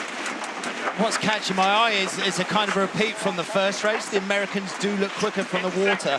The standout comment off the onboard comms in the first race was the questions about the rudders off Oracle. And I think by changing their rudders, they fundamentally could have got faster through the water. But it must be so hard for Spithill every day to go out sailing with effectively a new feel to the boat. And I think we've seen 2 or 3 bad jives from Oracle today. And maybe that's just him learning the new rudder system, the new board setup under the boat. From this point forwards, they will have to sail a perfect race to keep New Zealand behind them. But so far, so good for the Americans. So far, so good. There is no doubt about it. Boiler and 4. You know, I think the question that everybody has at home is why didn't they do this before? You know, it's very clearly a faster setup. And they had that 2-week break while everybody else was scrapping it out in the Challenger playoffs. You would have thought, as you mentioned right at the top of the program, you would have thought that there would be the toy box open, as you like to describe it. So Freddie, I mean, this is very clearly a different boat. Everybody's in agreement. All the little tweaks they did, everybody's also in agreement that they probably did way more than any of us ever know. But why didn't they do this before last weekend? I think, in all honesty, Ken, you have to back your design philosophy, your designers, and you get there as a group of designers, but the sailing team have a huge amount of input in that. And they'll have been working towards last weekend for 2 years with strong beliefs in their foil packages. And it must have been a shock to them that they were such a long step behind the Kiwis. They must have hit the panic button a little bit, but like I said, they've made some changes and they are faster through the water. I'm just a little bit concerned with them in the light air jibes. They look a little sticky. They're usually very good at their foiling jibes in the light air, but today they look a little bit sticky. That's a really interesting point, that the notion of having confidence in what you brought to the table initially, and at what point do you call time on it and go, right, that's not working. We need something else. We need something different. Well, having that 5-day gap was, if you're an Oracle fan and an Oracle Team USA team member, was a beautiful thing. Now, as we're talking about all this stuff, this boat does not ever go away. You know, we're going to see this next cross, and there's going to be 2 very close boats, both coming into split gates at the top mark.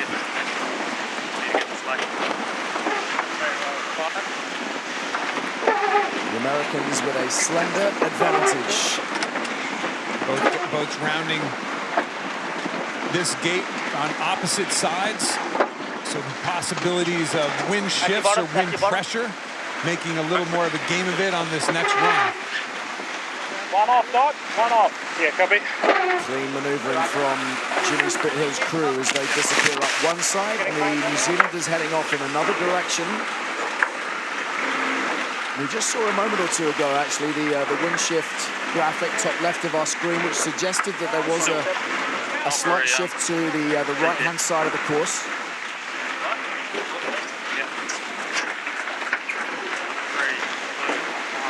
Two reasonably well-sailed boats with our fly time indicator. Essentially, that means they splash down once, both of them. That's a very good indicator for Oracle Team USA because, as we've been talking about the whole time, the higher speed setup typically makes for more instability. And when you see Oracle Team USA up 100% of the time, for the most part, that is a very good sign for them. So the lead building here for the Americans. But you just don't get the impression that the Kiwis have had their final throw of the dice just yet. Falling out of there, fine. Start to soften a little there, copy. Three guys. 40 this way. Pretty hot here. Quick one, two.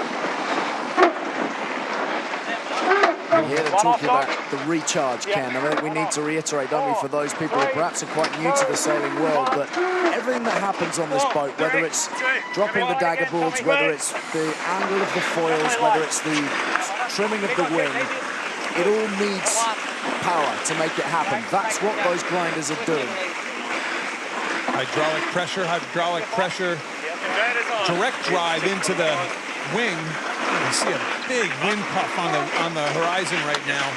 Look at the angle differences between the two boats. Team New Zealand down here, Oracle, big angle change going up into it. That's a wind shift.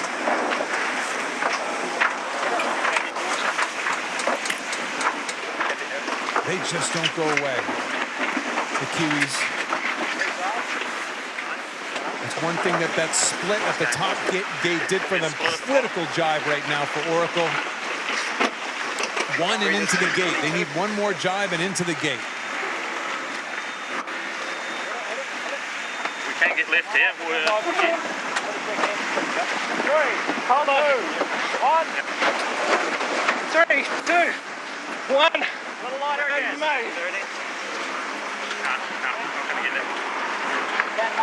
Very smoothly done, but you know, they went way out towards the ley line here.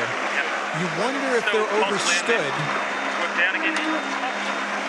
I don't think New Zealand's going to. They're going to have to maneuver one more time. They're going to have to do that tough bottom end of the race course maneuver, that one last job. But I'll tell you what, they're diving down, trying to get around this gate. I'm not so sure if Oracle just overstood this mark. Goodness gracious. Well, that's bold from New Zealand, really bold. And is it going to pay off at this bottom gate? They turn, and they turn in front, and they turn well. And now the Americans are the ones chasing again. And we have a proper race on.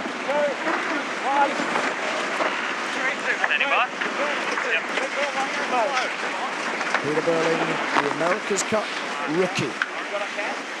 The details guy, as so many like to describe him. Ice cool, very intuitive.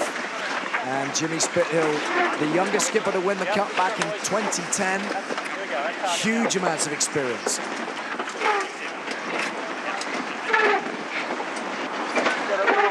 So where's your money now, Ken? I'm pretty stunned at that last turn of events. Kiwis just did such a good job staying in the dark water and the wind strength going down that run.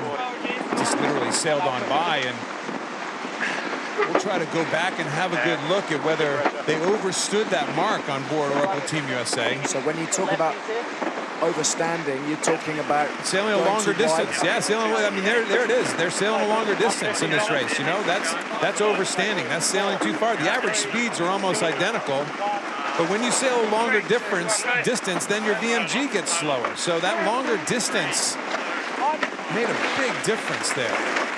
VMG, the boat's velocity relative to the direction of their destination. God bless you.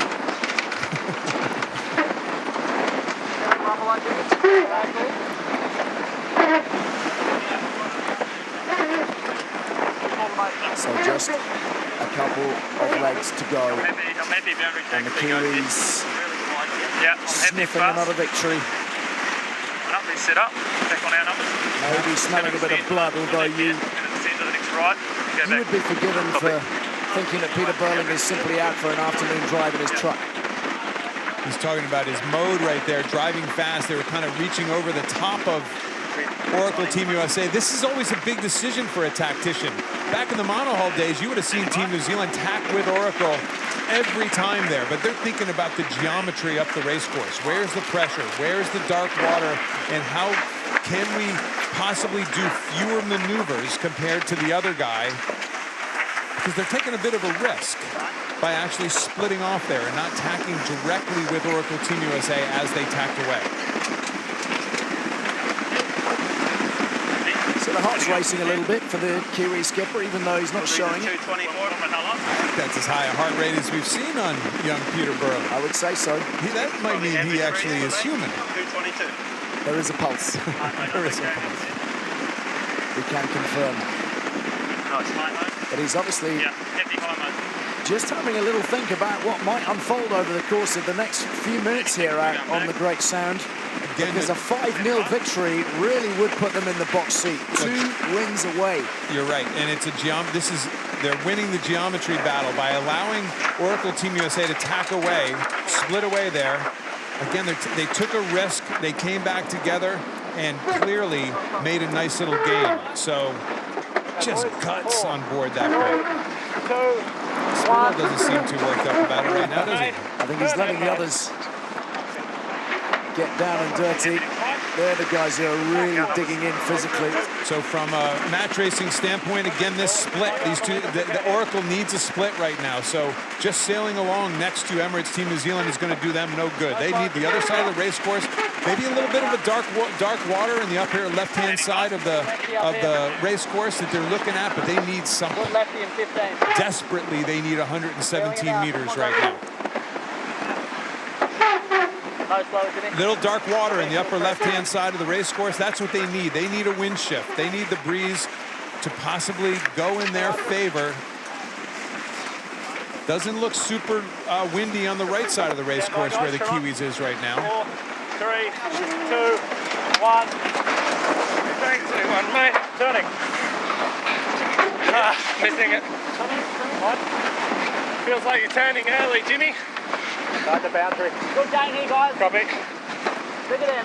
His battery's on. So they wanted to go a little bit wider so they could maybe lay the gate, get in the first time. Big gain. There's a dial down already happening with Emirates Team New Zealand right now. Look at that dial down. They're really deep.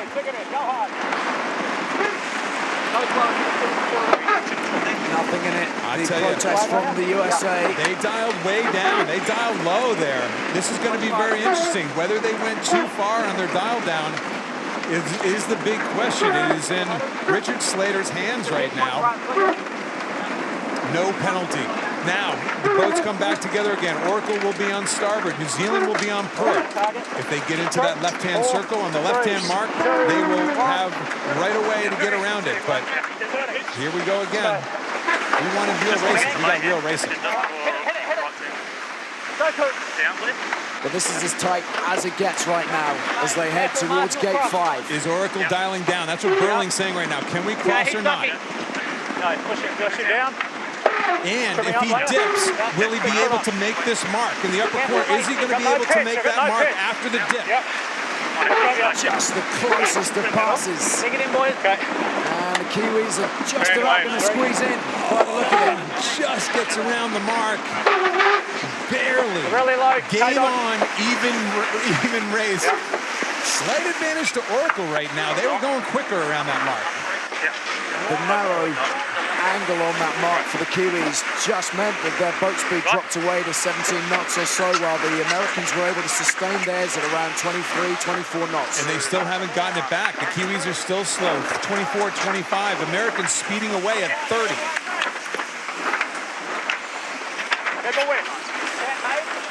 Last downwind leg. 150 metres or so in it, which means that there is every chance still for the Kiwis to claw it back. They won't be happy to see the bows touching the water. They want to be up, foiling, clean, less drag. 30 seconds.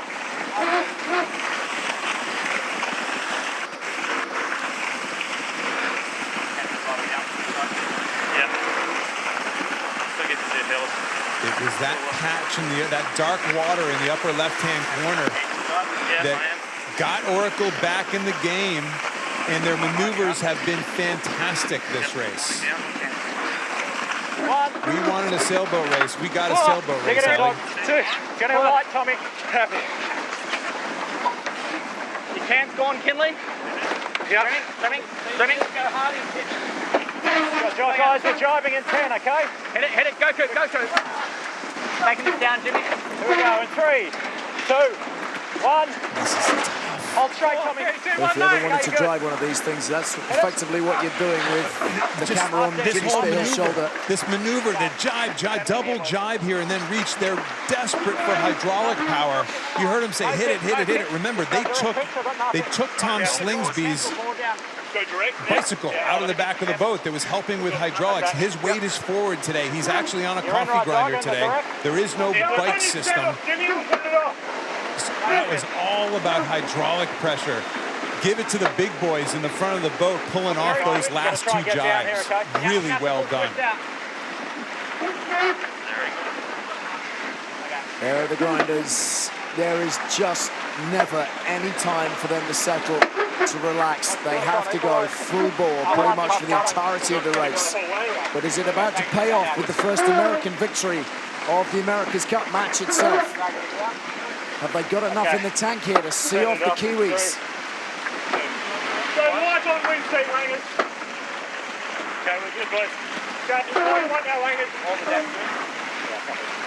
Dead straight ahead. You see the finish line right in the front of our screen.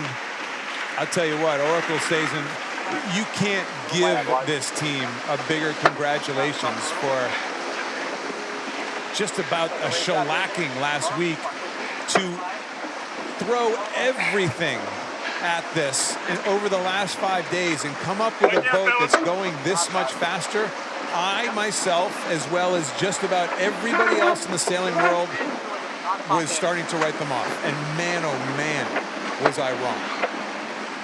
I gotta change my plane flight on Monday. Well, we want your opinions, we want your thoughts, we don't want you on the fence, but it is looking as if the Americans have done enough here. A performance of real character and resolve and resilience. They're going to hold off the Kiwi challenge. The New Zealanders have been gaining down this reach, but they won't have enough. It is going to be America's race. And the USA are back in business, back in the hunt, and in the nick of time. A vital win, which really breathes life into their Alien campaign. There is hope. There is hope in the USA camp.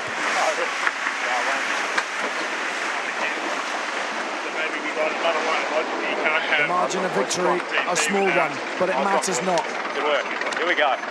There you go. Whole team effort and leadership is always a massive part of that, but you can't get enough credit to the entire Oracle Team USA squad, top to bottom, for doing what they have clearly done over the last 5 days. Like I said before, I think all of us thought, how do you pull that off? There was quite a disparity last weekend, and I'm really impressed.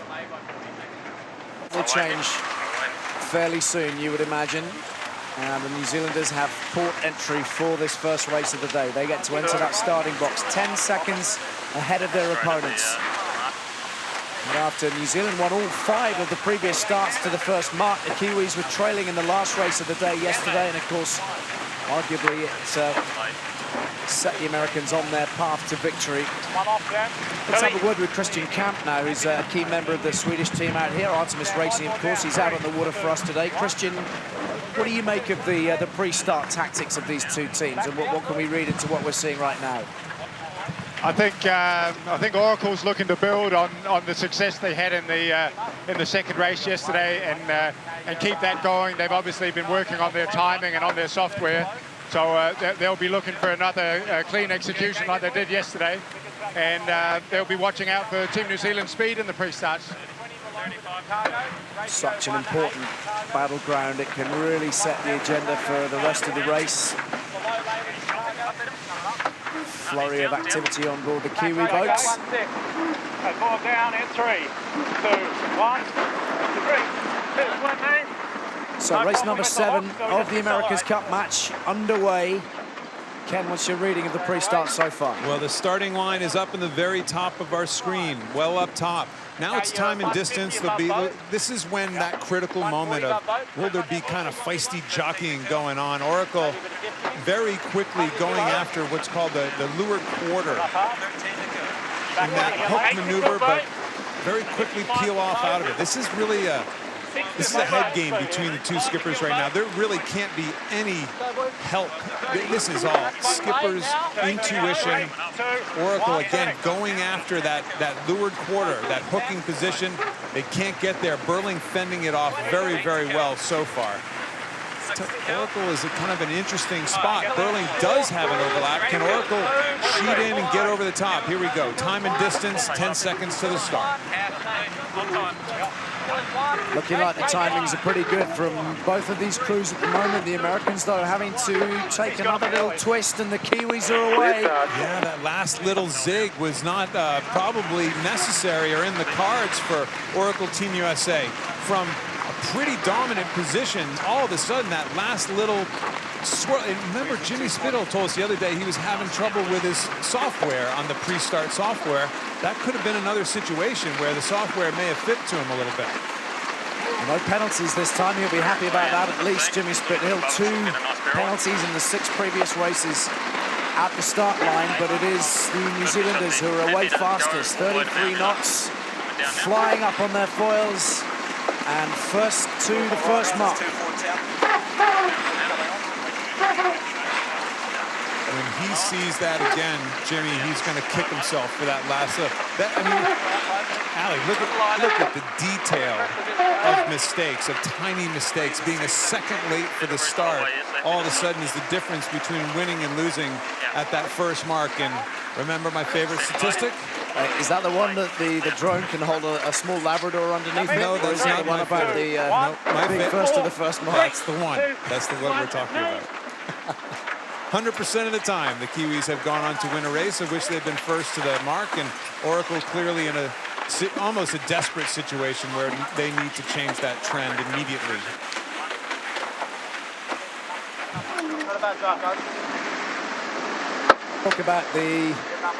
A lot of talk about the weight that's been taken off the American boat. It is much lighter than it was. Those last 5 days that they had to tweak and adapt, they have changed things a good deal.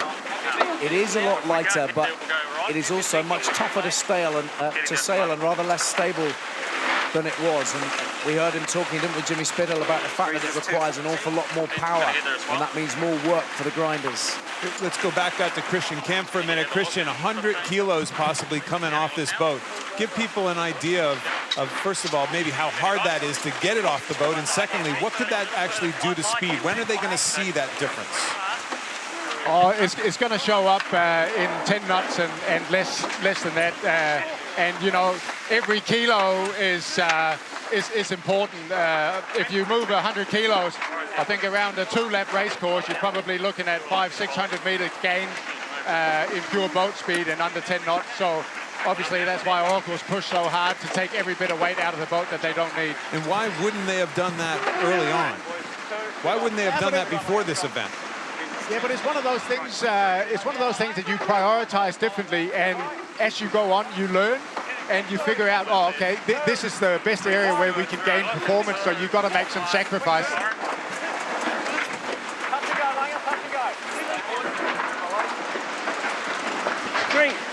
I suppose part of it is what we were talking about yesterday, the need to trust in the systems that you arrived here with to a certain degree, but there does become that tipping point, isn't there, where you need to go, right, changes have to be made because it's not working the way we'd like.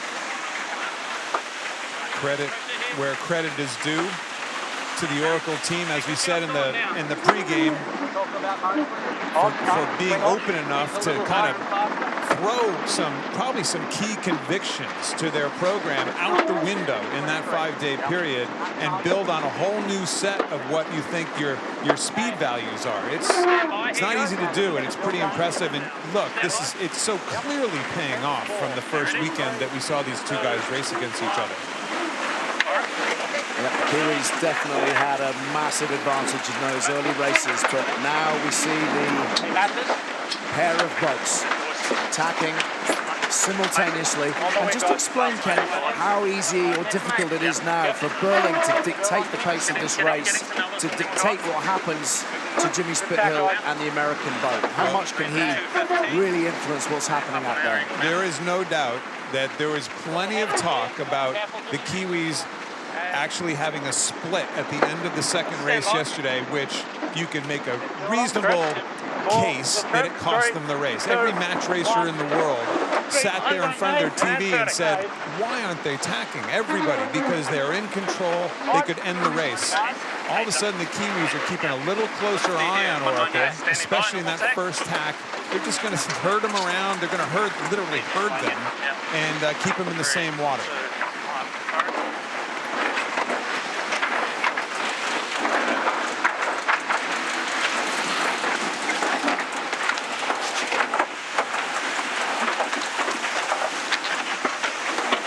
So Peter Burling taking the Kiwis all the way out almost to the boundary before deciding to tack.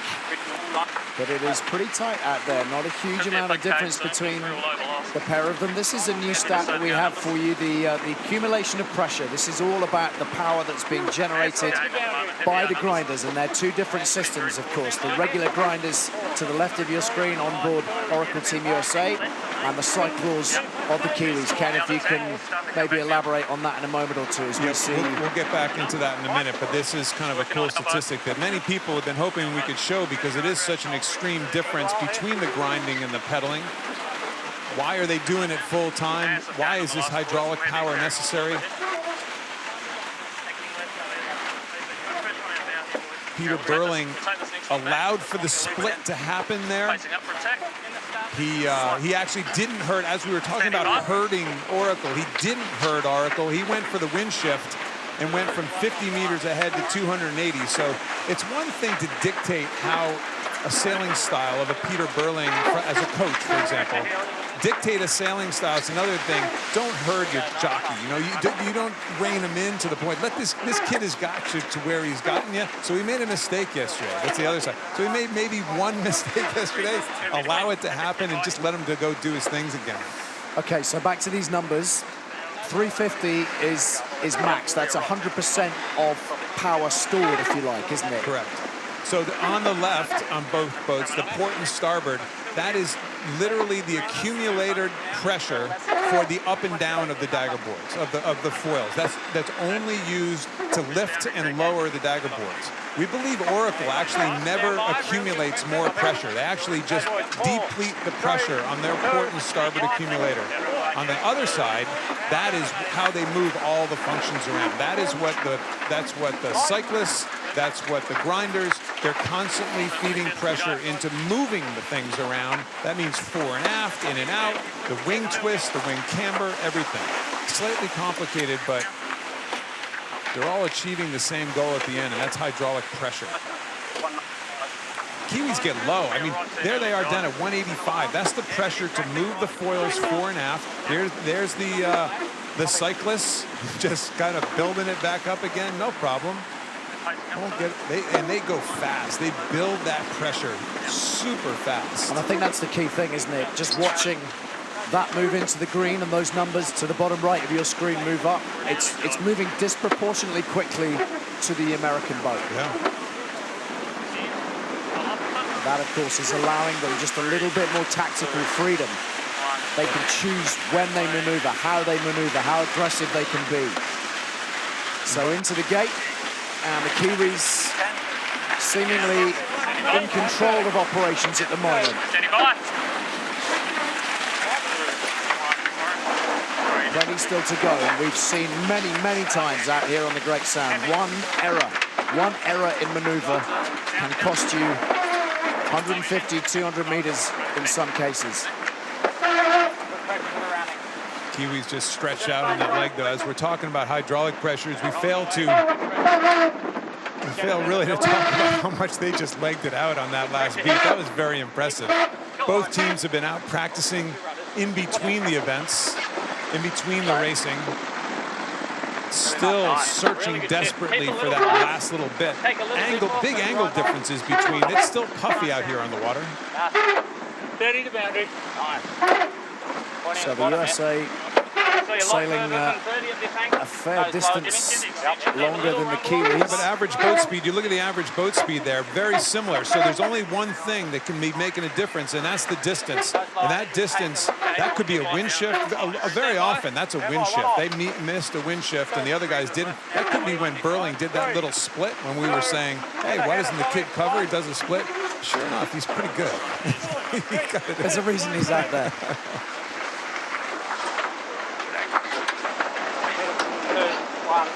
Tap, mate.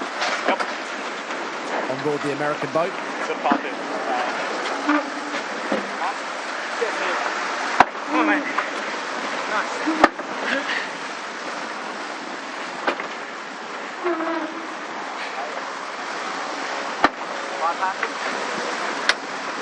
It's all business at the moment. Grinders working hard. Jimmy Spithill assessing the situation, just looking around. He's looking for those wind shifts. He's looking for that extra pressure in different parts of the course that might just help them along. Found a good one yesterday, didn't they, in race 6? The fourth leg, the downwind leg, really started to squeeze the Kiwis. They need something similar here. Yeah, this is a leg out right now. This is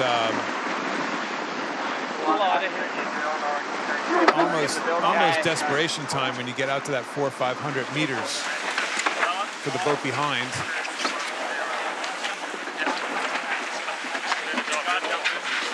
Just a degree of instability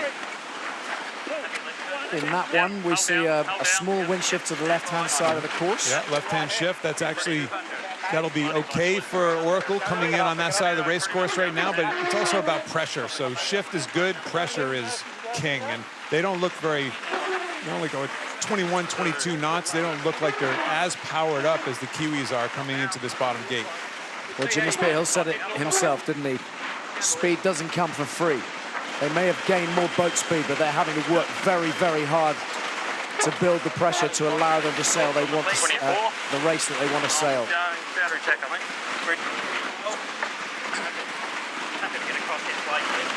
So really from here, I know still a long way to go, but it is New Zealand's to lose. Peter Burling is in complete control. There we are on his shoulder.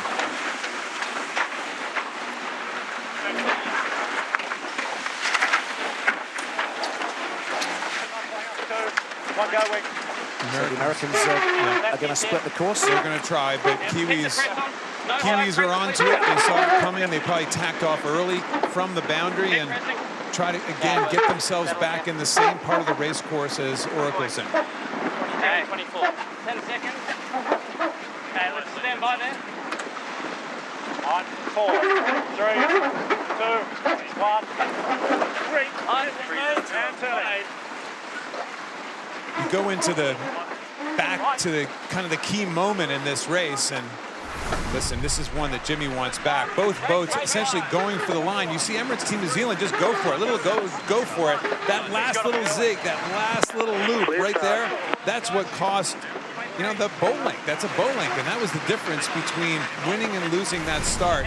For sure, something that Jimmy Spithill would like back at this stage.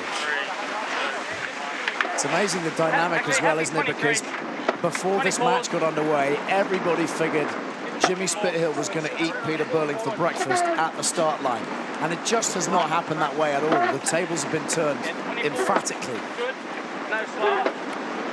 No slower than this. One way this way, mate. So the boys working hard. The max heart rate, by the way, the numbers bottom right-hand side of each of those boxes. Your maximum heart rate should be around 220. Take away your age.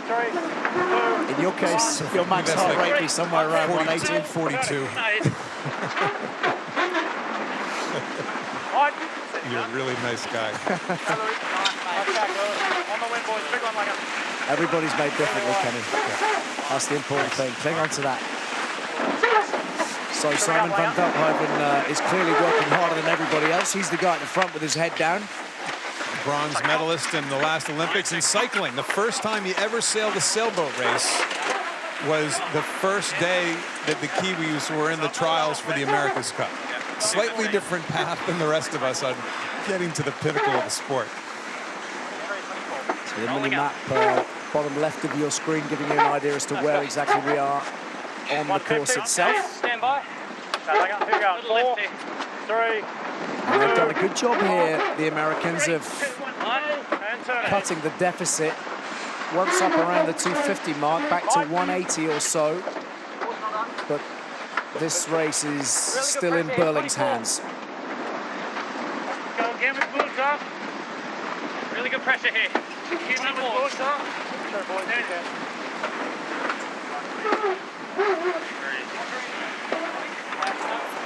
Lower, a bit light. Kiwis tacking, and presumably from there, Ken, from that position on the course, looking to lay the gate to get in.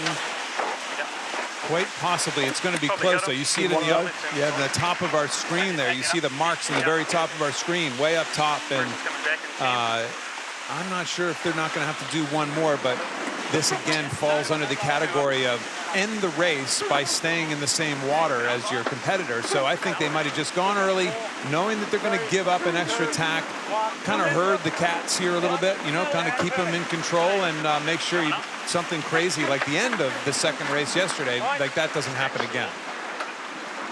Oracle's chewed up a little bit of this lead, though. There's no doubt about it on this leg. Big trim when you can. Standing by. So one more manoeuvre from the Kiwis will see them through the gate. There'll be one more downwind leg before the blast reach to the finish. Oracle decided to actually throw in an extra maneuver here in order to gain a split at the top mark. So they're going to tack at least one more time, very likely one more time than the Kiwis, but they will have a split at the top mark. Again, once you round this mark, the acceleration, about a 200-meter lead, turns into a 400-meter, at least a 350 probably by the time they get around. Christian, breeze-wise out there, is there anything going on? Puffs, shifts, anything radical that's going to get Oracle back in the game? Because they need something. Yeah, they do need something. I don't see anything radical out here, Ken. Team New Zealand obviously listened to you yesterday and protected that left side of the course up the top, and I think they've done so wisely. I think Oracle made some nice gains up that beat through tacking better. It looked like Team New Zealand missed their rudder swap a few times and ducked the bow in on the exit of the tacks, and that cost them quite a bit. So it'll be interesting to see what happens here, but really right now it's Team New Zealand's to lose. Looking like the Americans at this point require an error, and a fairly sizable one, from the New Zealanders. Jimmy Spithill will be looking to bring all his experience to bear. 37-year-old Aussie.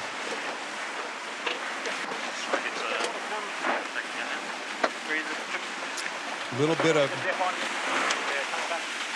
I mean, there's virtually nothing between them. Okay, so as the person who's trying to decipher, you look at it, it's actually slightly slower average speed for Emirates Team New Zealand. And that's actually remarkably close with no real rhyme or reason whatsoever. So numbers do lie sometimes. There's no real rhyme or reason why there's 400 meter lead going on right now. Down to 200, coming on. Well, no doubt Jimmy Spithill will be happy about the speed factor. There doesn't seem to be a problem on that front any longer, but it is the cost of that pace. No more mistakes. They can't make those mistakes like that pre-start mistake, that pulling the trigger at the gun. to come, Jimmy. Tell you, they're coming on. Not a great jibe by Emirates Team New Zealand right there. Down to 19 knots coming out of the jibe. They looked stable, but they were quite slow for some reason. Look at this lead getting chewed up right now. One more jibing in. This is that one mistake zone, Ali, that we talk about right now.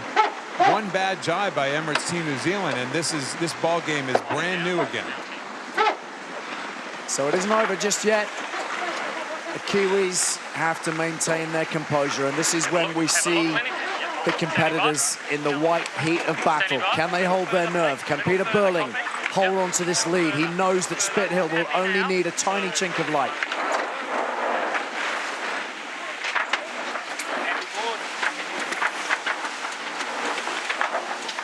There's their final jibe in towards the gate. You see Glenn Ashby, the wing trimmer, actually driving the boat coming out of these jibes in order to allow Burling to get across, keep the thing up on the foils while Burling is sprinting across the boat. Boy, a real close-up on this leg, but unfortunately with a quick little reach to the finish. We haven't seen a lot of passes on this reach coming to the finish through the entire event.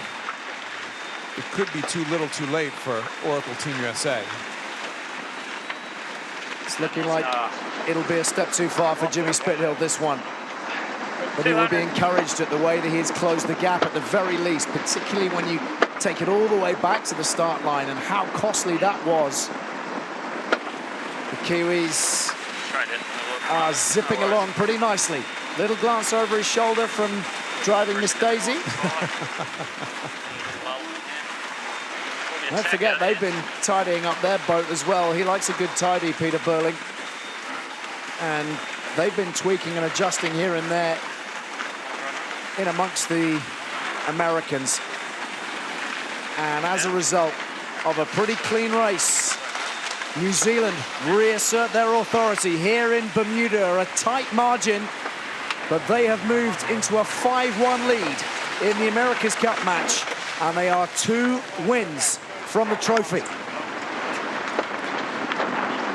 10 seconds the margin, 11. That is tight by anybody's reckoning, but it is still an American defeat. Can't afford it anymore, Ali. They can't afford these little mistakes that'll just come back and bite you every time. We've seen it throughout each of the different levels of the competition, especially against the Kiwis.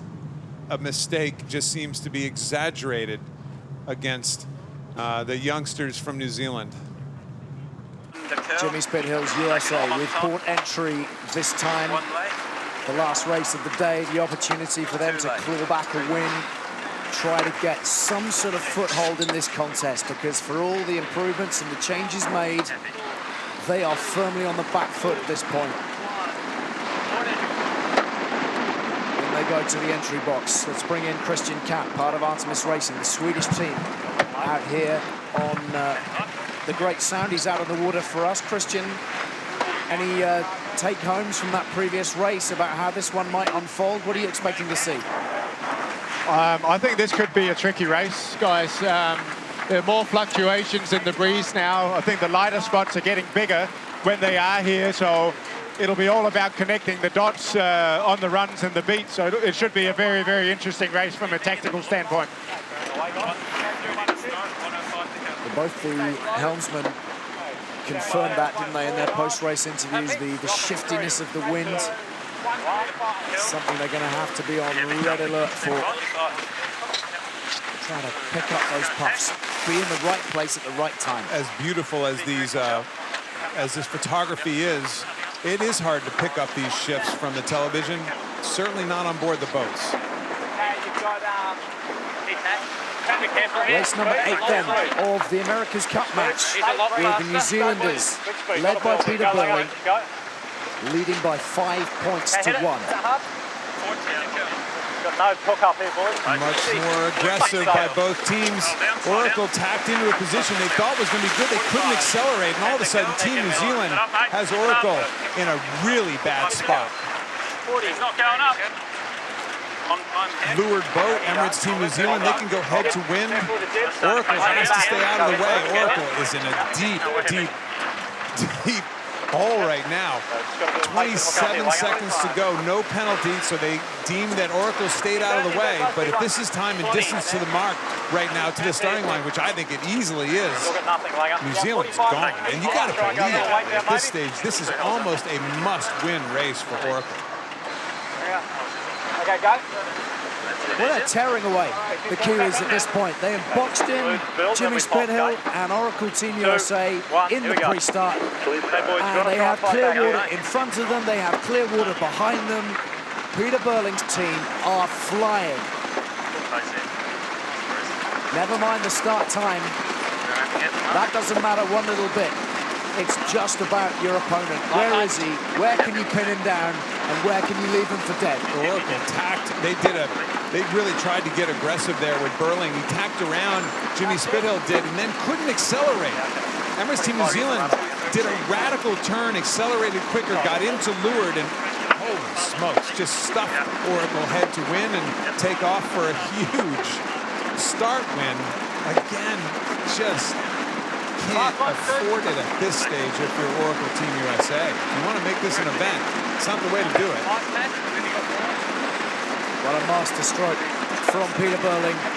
38 knots as they round mark 1 and head downwind for the first time in this race. The Americans are a long, long way back and they are in big trouble at this point. 7-1 in starts for Peter Burling and Emirates Team New Zealand in the America's Cup match itself. That is not a statistic that anybody was predicting in advance of it. Who'd have thunk that? I talked to some very smart people, and maybe Christian Camp on the water was one of them, that everybody thought that that was still a potential major weakness of Peter Burling. I mean, you guys had, I wouldn't say you guys had your way with them on Artemis, Christian, during the semifinals, but certainly it was the strength of your program. Yeah, I mean, I was just saying to a few of the boys the other day that we actually did bloody well. We lost one start in the 7 races we did, and you know, we did a good job. And right now, Burling is doing the same to Spithill, which is a surprise to many of us. At least the American helmsman himself. Still building it. He will no doubt take personal responsibility, but he will be quietly simmering inside.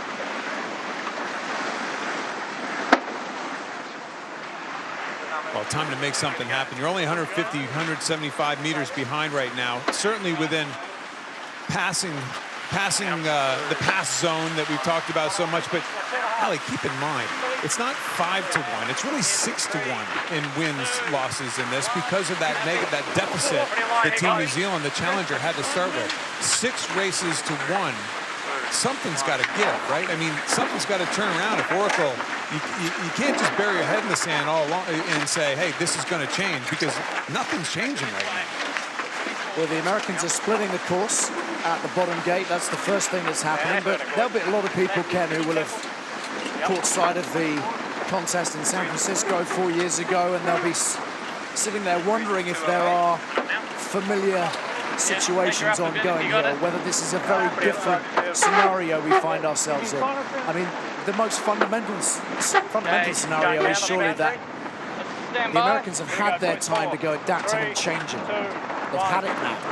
It's a pretty big, this might be a decent wind shift here to the left for the Americans to all of a sudden close this thing up pretty quickly. Bottom line is, let's not count them out, but. Standing by. Actually, no log, no log. 3, 2, 1. So a clean race from the Kiwis would put them within touching distance of the trophy. 160 meters between the two.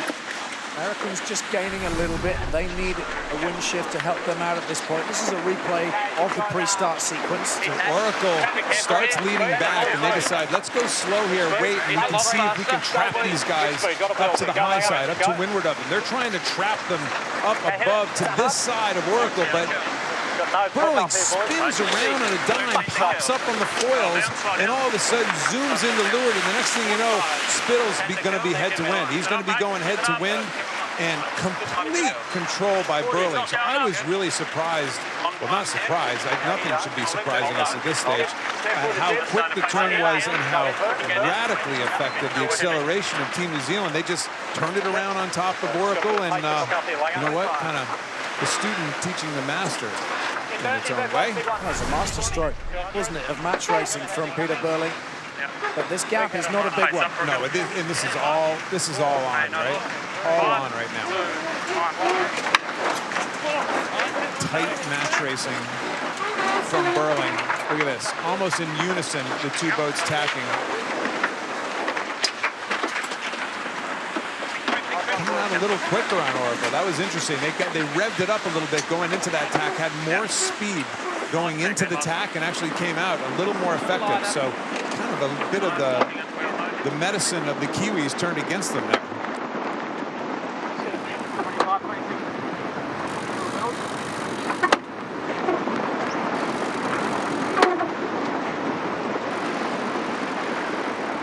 A little high grip here.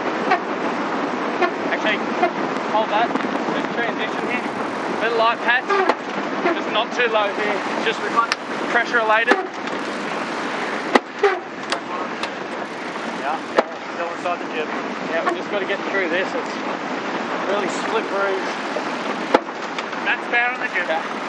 Stand by. This is it's going to be ugly, but we've got to go. 3, Max 4, 2, 1, touch and go. 3, 2, 1, 3. Here we go.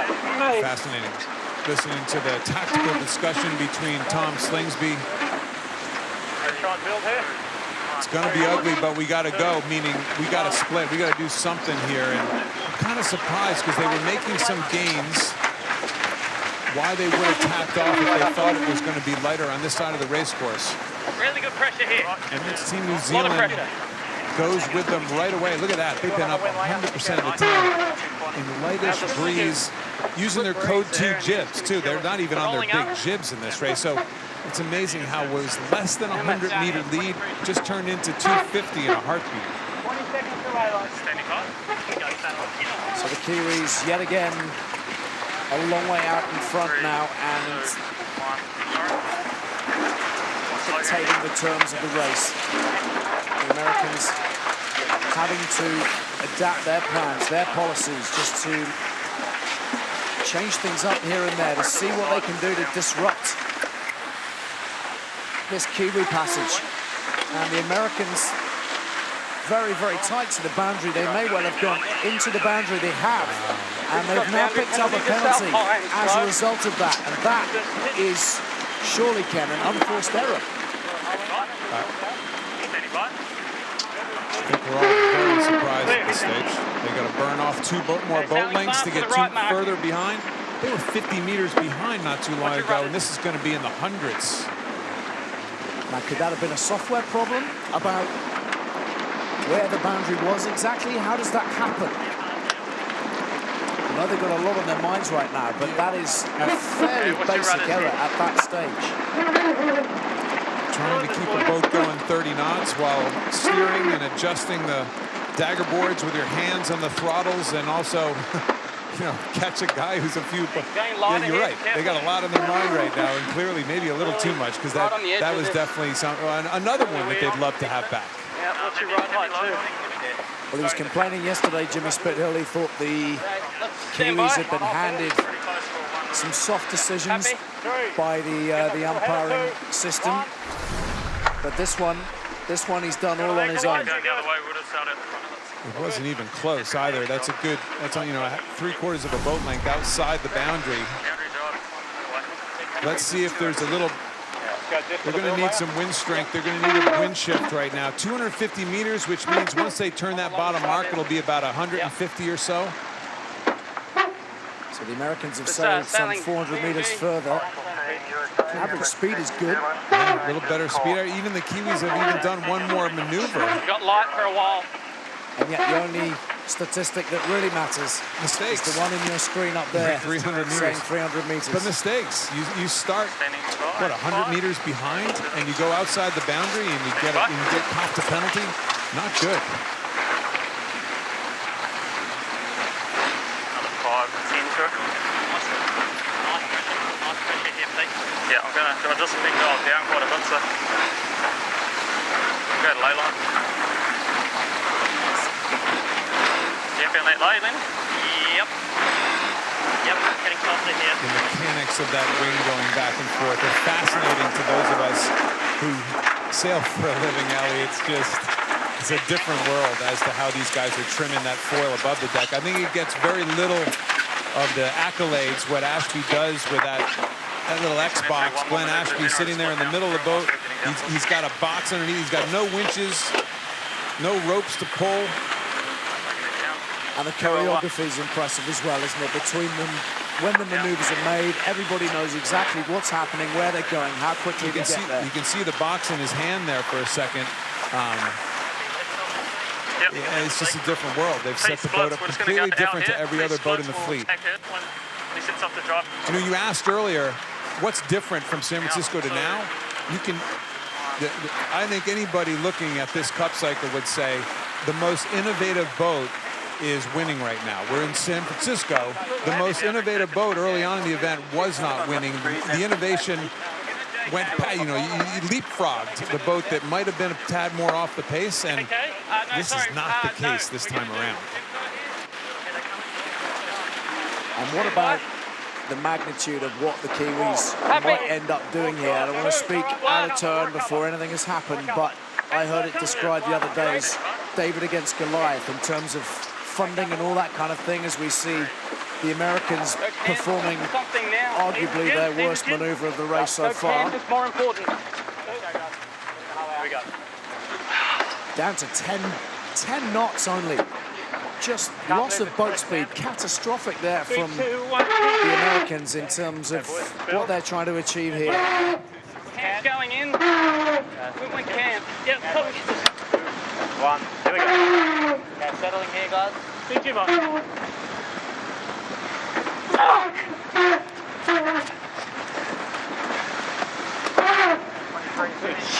Copy. 23, 24. Okay, 10 seconds. Stand by. Happy right here, Coop. Go, boys. 4, 3, 2, 1. 3, 2, 1, mate. Mate. What's your reading of it, Kenny? They very they clearly don't look comfortable. No, maybe you talk in sports about over-pressing. Feels a little over-pressed right now. Desperation time, especially in this race. Maybe not for the event yet, but it's you can see that coming.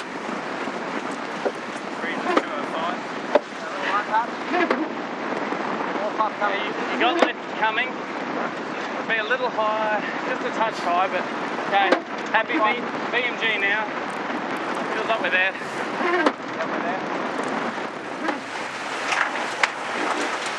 There's the drone shot, giving you a really good bird's eye view of the crisp activities of Emirates Team New Zealand. The tack effortlessly performed. Everybody in sync. High is better. And again, with the hulls out of the water 100% of the time, minimal communication verbally between the Kiwis.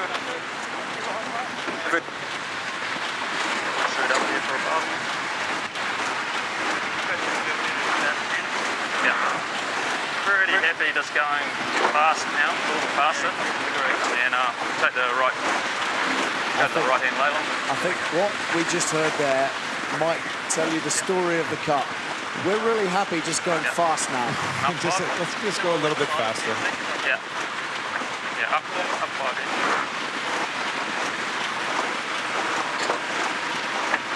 La. This cruise, it's unbelievable. It's unbelievable. Look at the distance now. That obviously that mark rounding cost them dramatically on Oracle.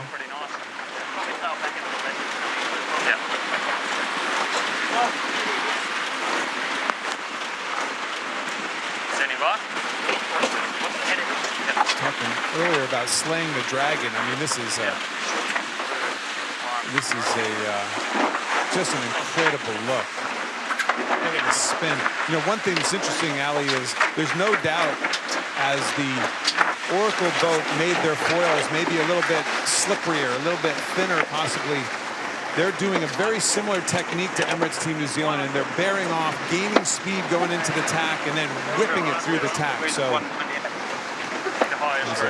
imitation is the key form of flattery or something like that, and there's no doubt that people have gone to school on how the Kiwis have been tacking their boat throughout this event. So you see to the bottom right-hand side of your screen the green creeping up as the Kiwi cyclers get to work. And we spoke about that in the first race of the day, about their ability to replenish their fuel supply. 350 is the max number that we look at. That's where the system tops out. It actually has a bleeder valve that bleeds it off at 350. But the fact is that both teams have plenty of juice left right now, and it's because of these guys.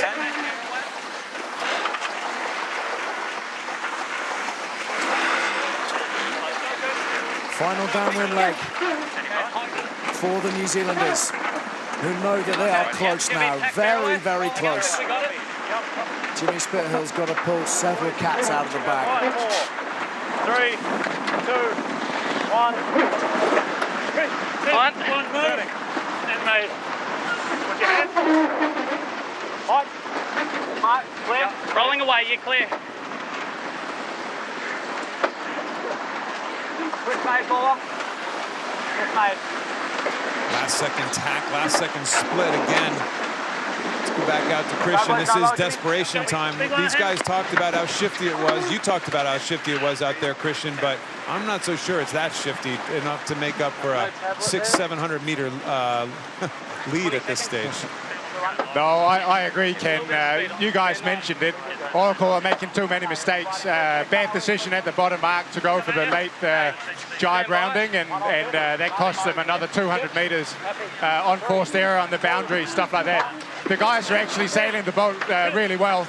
It was a lovely top mark rounding and a bear away, and they're doing good tacks, good jibes, but they're just making too many on forced errors, and they got to step it up.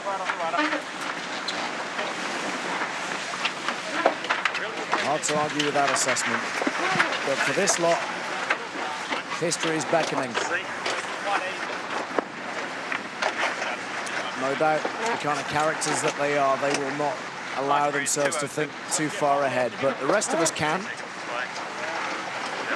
That's part of the fun. Yeah, so look above their heads up here. There's a little, it looks like on both shrouds, there's this little piece up there. Those are actually vibration dampening little devices. The shrouds themselves are cylindrical, and at these speeds, they develop a horrible humming noise, and it's actually a vibration.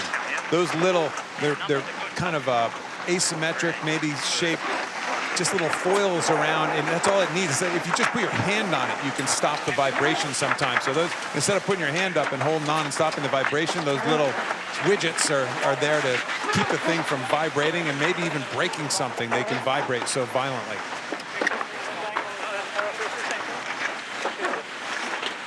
They are cruising away at the moment. The New Zealanders, they have sailed an outstanding race right from the word go, right from that pre-start, when Peter Burling outfoxed Jimmy Spithill, trapped him into a corner, headed off into the blue, and he is seemingly not to be caught, not to be stopped. Down a runway he goes. This fearless team, this team that arrived here in the America's Cup match with very little baggage. Glenn Ashby, the only survivor, of course, on board Emirates Team New Zealand, who was present in San Francisco 4 years ago. They're out to right the wrongs, and they're doing everything in their power to make it happen.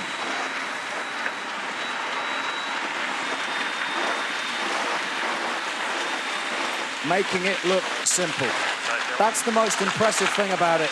100% fly time, up on the foils for the entirety of the race, and the Kiwis hurtling across the finish line and hurtling into match point in the America's Cup. Their dream close to being a reality now. The trophy tantalizingly within their grasp. But the chickens, of course, won't be counted just yet. Talk about almost the perfect race. That 100% fly time amidst all the pressure, just phenomenal. Well, they've been here before. History tells us they have been here before. Cast your mind back to 2013 and the dramatic events of possibly the greatest comeback sport has ever seen. And that is what Jimmy Spithill will be clinging on to now. It's just about the only thing he can cling on to now. Celebrations for the New Zealanders. Job not quite done, but they are very, very close. So the USA have port entry for this first race of the day. They have a head start of 10 seconds into the entry box. It's been a very significant part of every single race, and one in which Burling has got the better of Spithill by and large, certainly twice yesterday. Let's have a word with Freddie Carr, who's a key member of the British team out here. He's out on the water for us. Freddie, do you expect Spithill to go on the attack here or try to maybe keep his nose clean?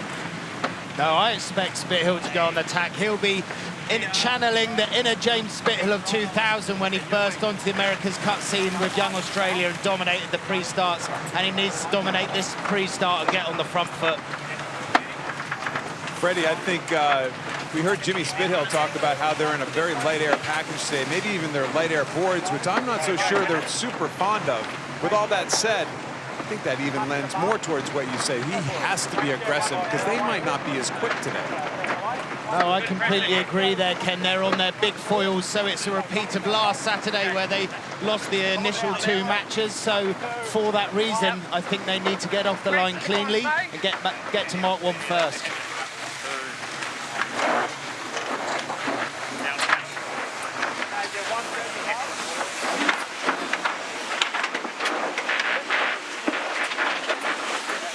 Race number 9 of the America's Cup match underway. It could be the last as the New Zealanders aim to make history. The eyes of the sporting world now focused firmly on the Great Sound. Who's got the upper hand in this pre-start game of cat and mouse, Kenny? Well, you can see that Oracle has chosen to kind of hang back behind Emirates Team New Zealand right now. That gives them more options, believe it or not. If they get overlapped, which they're kind of swirling around right now, that takes away that hook option. I really thought that Spithill would absolutely be going for it right now, but it looks like he's looking to gap off, possibly start towards the top end of the line. Remember, the right-hand end of the line, up at the top of our screen, right up there, that's actually a little bit further away from the first mark, but it's always a faster angle. So let's see if they can make that faster angle work. This time and distance has been a problem for Jimmy Spithill. Let's see if it is today. So he's pulled the trigger. Has he gone too soon? Looks like it's going to be just fine this time around. And the 2 boats straight up on the foils. The Americans just about in front and tearing towards Mark 1. So critical that Jimmy Spithill and his team got away to a clean start, a quick start. They have to be first to this mark. Ali, they just have to be. They need it for their own psyche. They need it for just simply their chance to win this race. They need to get over the top of Emirates Team New Zealand for a chance to win this race. And it looks like they might have pulled it off. You see they're actually sailing below the mark right now. There you go. 2 out of 7, I think, in these starts so far. So Spithill finally got one in. Man, did he need it.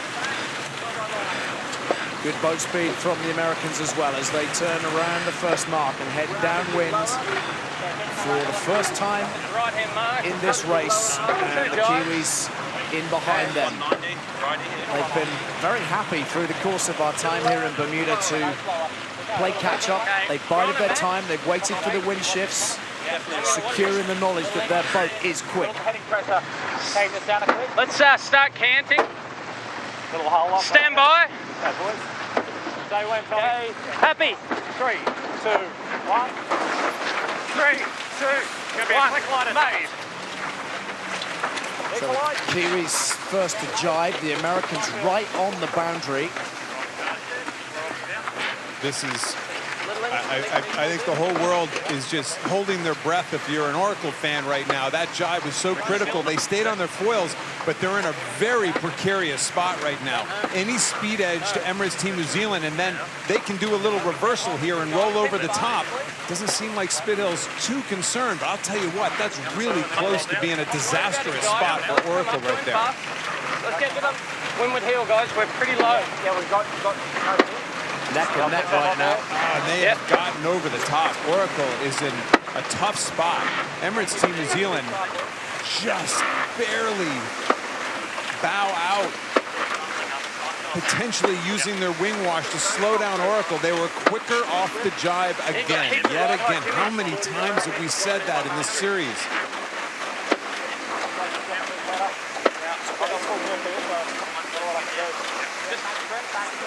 Pace up now. Watch him. Watch out. Watch out. Just a tiny, this is why we always say the fastest boat wins the America's Cup. That tiny speed edge right there goes from behind to ahead in a heartbeat for Emirates Team New Zealand.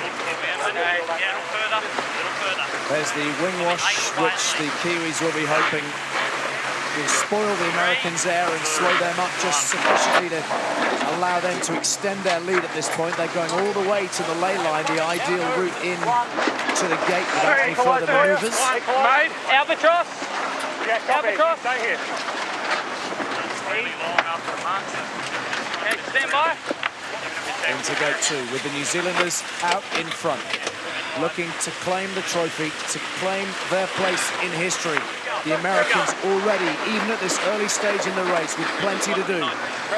An albatross, clearly, we all wanted to find out what an albatross that was there. That was a super difficult maneuver by Oracle, and you can see they're paying dearly in boat speed for having to do that last second spin around the mark. They did it pretty well, but I'll tell you what, 20 seconds. that was not pretty, and that was not easy to do.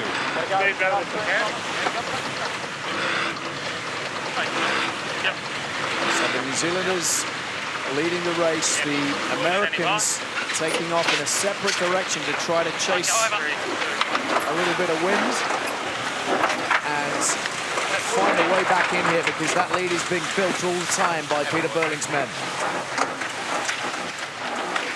That split became so critical for Oracle that they decided to do really one of the hardest maneuvers in these boats in match racing, and they need that split to continue to possibly gobble up that lead, because Emirates Team New Zealand is in their standard way. They're not slow, and they're not getting any closer. Look at the speed difference, 23 knots to 20 knots right there. Okay, it's going to probably lift this slowly, but not much. Pulled back their curtains this morning, they will have known that in these conditions, the Kiwi boat unquestionably has an edge. We've seen it throughout our time here. Well, Glenn Ashby and Peter Burling, see Glenn Ashby twiddling his knobs there down in the bottom right-hand side of the corner, just kind of trying to do his thing with his box, with the X-Box display, controlling the wing shape and trim. Standing by here.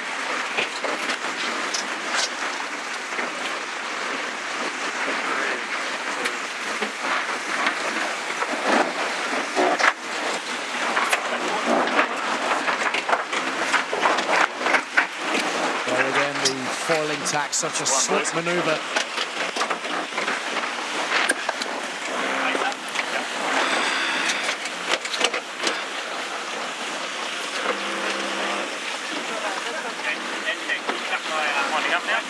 And already this lead is looking like a very significant one for Emirates Team New Zealand. Going out to Freddie Carr in the water. Freddie, the breeze is still around kind of that 8-9 knots. Is there a general trend here? Yeah, the breeze is still 8-9 knots. It's just like yesterday. There's 2-minute oscillations flicking left and right. Ken, the no-look jibe by the Kiwis on the boundary was unbelievable. Glenn Ashby was halfway across the boat as the boat was getting turned down. That was superb boat handling by the Kiwis. So we have a no-look jibe and an albatross so far in this race. Ali, we thought we had heard it all, and we haven't. Well, they're pushing the boundaries. They love it, don't they? The innovators. They've been setting the agenda not just on the course, but off as well with their designs and their techniques, their tactics. Yeah. Slowly tick off. Stand way, Blanger. 20 seconds. Okay, 10 seconds. Yep. Let's stand by there, guys. Okay, boys. 4, 3, 2, 1. Jimmy Spithill, with all of his experience, needing to draw upon the great majority of it right now. Twice an America's Cup winner in 2010 and 2013. 21s, 22s. But at the moment, staring down the barrel. Could be a possible little right-hand wind shift on it. You see up in the upper left-hand corner that the angle of Emirates Team New Zealand kind of curling down. Very often that means the wind shift is going the other way. Looks to me like when these guys come back together again, they're going to be a little bit closer. There will be one to the left here. Yeah. One. Pressure again. Keeping it close, Oracle. Take it up if you've got it. Yep. Well, you always talk about that 150-meter mark, Ken, as being just about in the realms of being in touch, staying in touch, having the opportunity to turn it around. One mistake and you can edge in front. Get too much beyond that and it becomes much more difficult. They're right on the cusp of that kind of threshold right now. It's still phenomenal to watch these tacks, how just flawless they've become, how stable the boat becomes, how quickly they fling the thing over.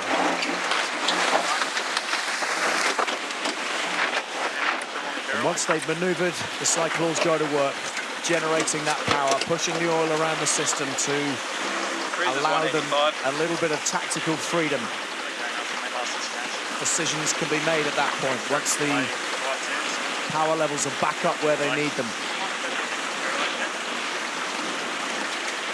Interesting, even in the 9 knots of breeze, they're all on their medium air jibs, their code 2 jibs today. I kind of expected in this lighter breeze, and maybe throw it back out to Freddie for a second. Why aren't they going with their bigger jibs today, Freddie?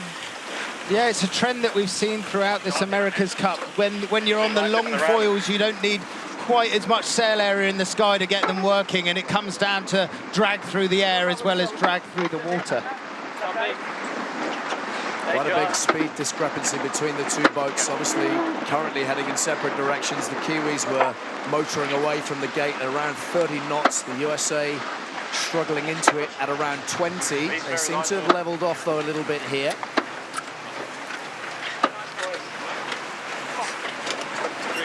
30 seconds. Average to right. Average. What are you picking out of that, Kenny? Average VMG, look at the VMG difference. You know, it's interesting, the boat speeds, we keep seeing the boat speeds being very similar. Emirates Team New Zealand points higher to the wind. Let's just all be, let's just call it what it is. And by doing that, their average VMG is almost a knot faster around the race course. That's the velocity made good. That's the difference of angle to the mark and speed to the mark. They're just sailing a tighter angle to the mark all the time, both upwind and down.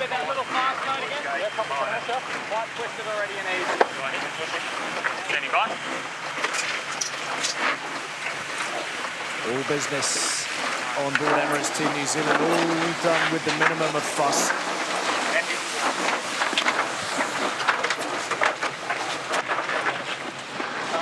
There the two wings side by side. Yeah, you know, the two wing trims are very, very different. Okay, a little softer. Again, it's Ashby with that box, no winch, no nothing. He's just sitting there hydraulically controlling it. Right gate at the moment, 2 yards. Very often the differences we see are up top. Down low, Kyle Langford probably moves the whole wing around a little bit more, but as we go up, I'm not sure we'll see it as much downwind, but upwind, especially at the very top, that is where the control of Emirates Team New Zealand seems to be substantially different and more efficient than the rest of the teams here. Glenn Ashby's constantly moving the twist of the wing around. Just like if you're in a one design keel boat, for example, pulling the backstay on and letting the backstay off all the time. for those sailors out there. Well, that's kind of what Ashby does, and it's been incredibly efficient. He just doesn't trim it in and out conventionally nearly as much as others do. Great shot from the drone as Glenn Ashby heads across the trampoline, takes the helm for a moment until Peter Burling arrives. And they just have this brilliant distribution of responsibility that works so well for them. Glenn Ashby, the man one in front of Burling, something of a catamaran guru, multiple world champion, and a big influence, by the way, on Jimmy Spithill's development with the multi-hulls. Yeah, I watched he and Jimmy Spithill crew for him in what was called the Little America's Cup. I believe it's the C-Class World Championship in Newport, Rhode Island. Jimmy Spithill crewing for Glenn Ashby way back when. Seemed like forever ago. Partners turned adversaries. And the Kiwis through the gates. Upwind one more time. And this time going with an early tap. This is just to control the race course, knowing full well that Oracle Team USA was going to have to split and do something. This is a traditional kind of match racing move. You go around the most efficient mark and then you tack early. You're going to give up a little bit of your lead, but you know what? When these guys get around the mark, you're going to be pretty close to the same water and the same puff or wind shift that your competitor is in. Just over your shoulder. A little bit of speed on here. You're working, boys. Okay, let's stand by there, guys. Keep the build on. Yep, copy. Okay, boys, here we go. 4, 3, 2, 1. On, mate. And turning, mate.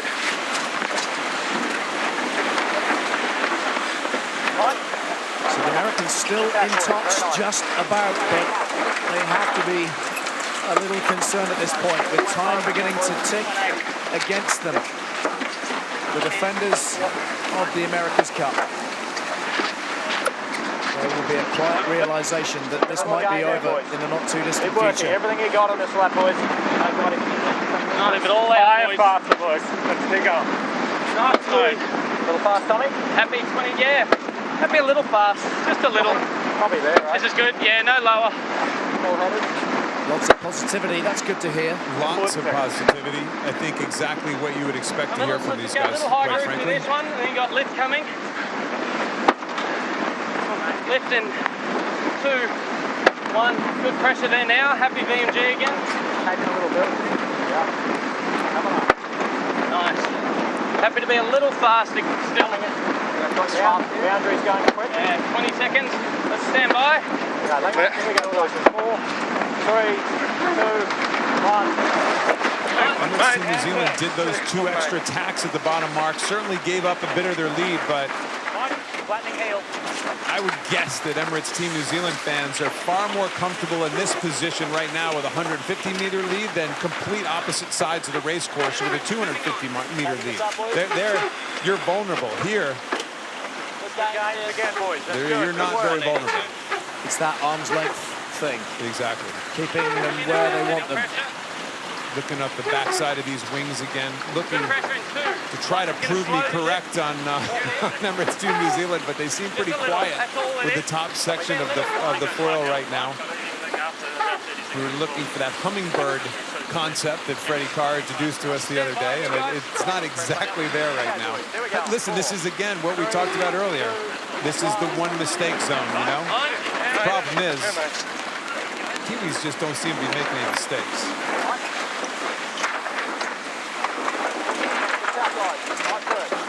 Yeah, classic match racing right now.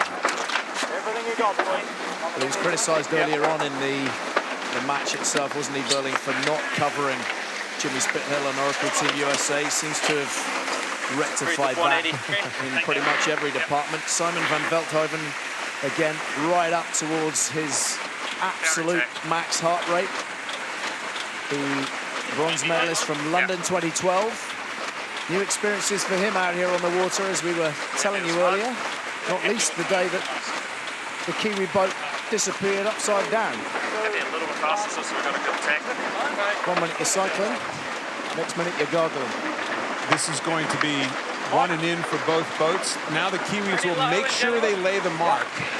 Oracle attacks early. Again, they're just trying to do anything right now. Desperation, again, is trying to take over This is why their grinding is going on all the time. The cyclists creating hydraulic pressure on the Kiwi boat, on the boat on the right, on the boat on the left.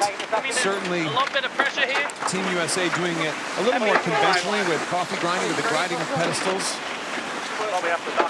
One interesting part of this, and maybe we bring Freddie Carr in for a second. One interesting part is the Americans seem to, on the left, the port starboard, that is the board up down. And Freddie, you can help me with this. The board up down is a different, what's called an accumulator, pressure accumulator, than actually moving the appendages around. That's a completely separate entity, and we see that on the right, and that number seems to move a lot more on the American boat. That's right, Ken. So you have lift accumulators for dropping and lifting the boards, and then you have a rake accumulator. The big gain that the Kiwis have is they can fill that rake accumulator so quickly and set them up for their next tackle jibe. Freddie was telling me earlier, he thinks that the Kiwis, now that he's not in the cup, he can admit that the Kiwis might have about 30% more effort, more pressure. Yeah, that's right, Ken, about 30%. So the Kiwis needed one more tack to get into the gate and round. And that means that the USA have gained on them just a little bit. You know, it's interesting, they have this close tactic. Definitely closed up the lead a little bit, but again, they're in the same water. There's Oracle just again doing everything to get to a different side of the race course. Splitting yet again, choosing to do another tack, anything. Well, that's a roll of the dice, isn't it? Absolutely. By Jimmy Spithill. With one downwind leg to go, he's got to roll the dice. He's got to come out punching. Great pressure here for us. Peter Burling and the Kiwis calling the shots at the moment, dominating the race course. Nice, mate. This side 20. Yeah, copy. Coming down slow. Stand by. One off. Happy? Yours. 4. Happy. 3, 2, 1. 3, 2, 1, mate. A little lighter here. Little lighter. Jibe is clean from the Americans. They've looked a little more stable today than at times yesterday, where they were distinctly wobbly.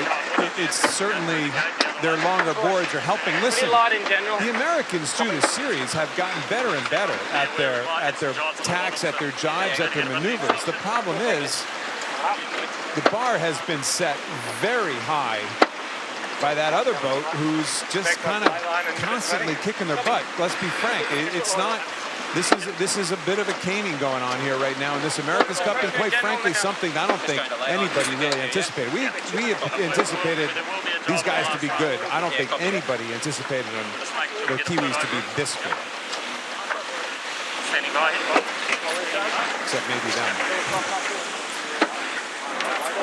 Peter Burling at the moment with his foot on the American jugular, looking to go in for the kill pretty soon now.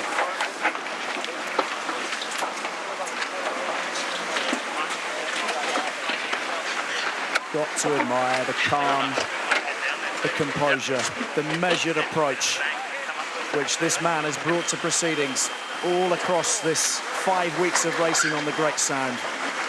Think back just a few weeks ago to when their boat was in shreds after that dramatic pitch pole. And not just him, of course, the shore team who put it all back together. And don't forget the millions of Kiwis that are up watching this right now. I think it's about 5 in the morning back on that little island, and they're just licking their chops right now. They're saying, Auckland, here we come. 2 islands, Kenny. 2 islands. Sorry, 2 islands. Sorry. Digesting their early morning cornflakes, wiping the sleep from their eyes, and recognizing that their team is close now. Very, very close indeed. Could be 2 more jibes in, though. Possibly 1 more jibe in. Let's see if they can soak down, because this is kind of an interesting angle into the finish line. Let's see if they can soak and get there. So the USA desperately trying to chase the Kiwis down, but the game is up. There will be no fairy tale comeback this time around. Jimmy Spithill has lost his magic wand, and in the meantime, the Kiwis, innovative in their design, intense in their focus, resilient throughout the time here in Bermuda. The New Zealanders pedaling into the history books. The America's Cup wrestled from the USA by Burling's men in black. The trophy belongs to New Zealand. All that heartache and pain of San Francisco replaced by jubilation here in Bermuda.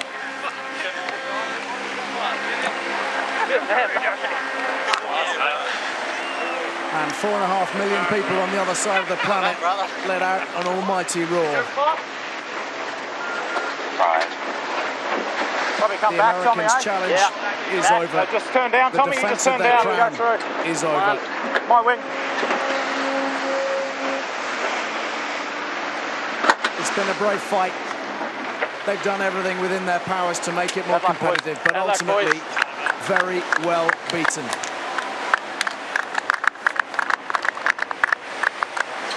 Great sportsmanship from those on board the two boats. And of course, tremendous celebrations can now begin. Absolutely magic what this team has done. They have broken so many trends. How they trained, where they trained, how they stayed away from the fray. The innovation in a boat that innovations, frankly, were trying to be eliminated. So you can't give this team enough credit. Well, they have earned their celebrations. Peter Burling, the spearhead, catapulted into a whole new realm of stardom now. The youngest ever helmsman to win the Cup, but he and his men emulating the class of 1995 and 2000. And let's not forget Glenn Ashby, joining the ranks of the greats now, included in one of the most exclusive of clubs, a winning America's Cup skipper. You got a little gap there.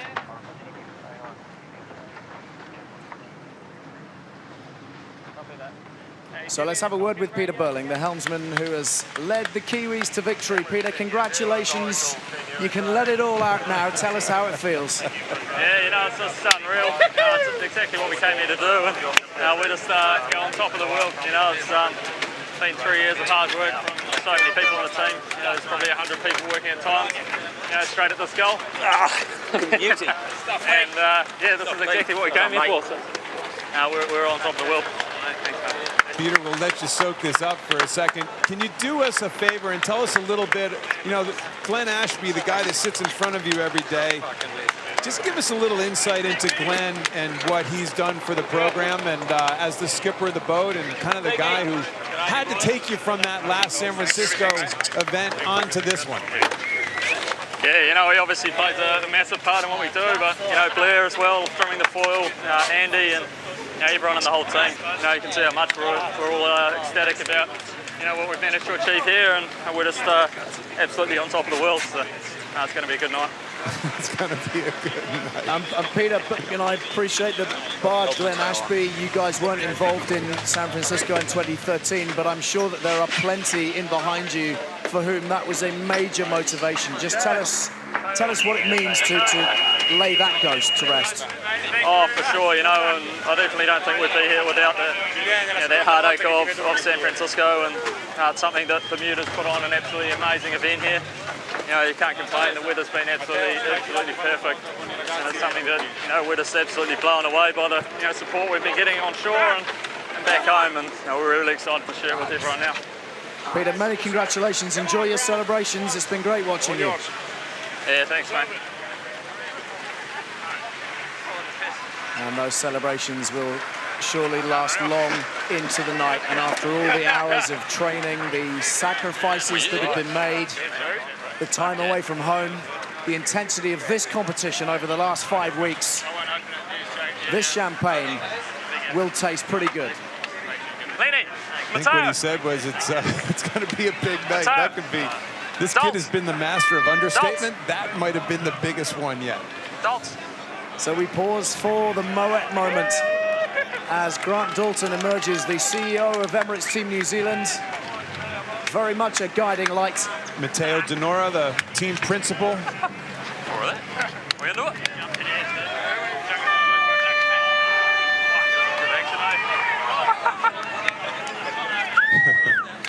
Time to party. Pop them all over New Zealand. Come on, let's go. Nobody's going to work in New Zealand today. You don't want to get soaked with that champagne, but you're not thinking very clearly. Fantastic. Nice, boys. Cazzo di merda. Well, it's a wonderful moment to be enjoyed. They have earned it, they have dug in, and they have just come through in such wonderful style. Barely troubled, if we're honest, during the match itself. Let's remember, they arrived with -1 point to their name on account of the Americans winning the qualifying stage, so a tremendous effort. So let's have a word with Jimmy Spithill. Jimmy, commiserations. I know you will feel this very keenly, but what are your emotions right now? Oh, look, we're disappointed, obviously, but first of all, full credit to Team New Zealand. I mean, man, what a series. Really, they feel mistakes, and they fully deserve it, so our hats are off to them. Jimmy, Team New Zealand showed up with a little different boat from everybody else. You guys all, the rest of the group did a lot of training together, kind of followed a similar path. Team New Zealand departed. Did you have a feeling that they might be onto something when they showed up here and kind of was showing off their cool new toys? I think it's always hard to know. You know, there's always that anticipation, and they clearly, you know, they were down there training on their own, and man, you've really got to give credit to them. I mean, what an incredible job they've done.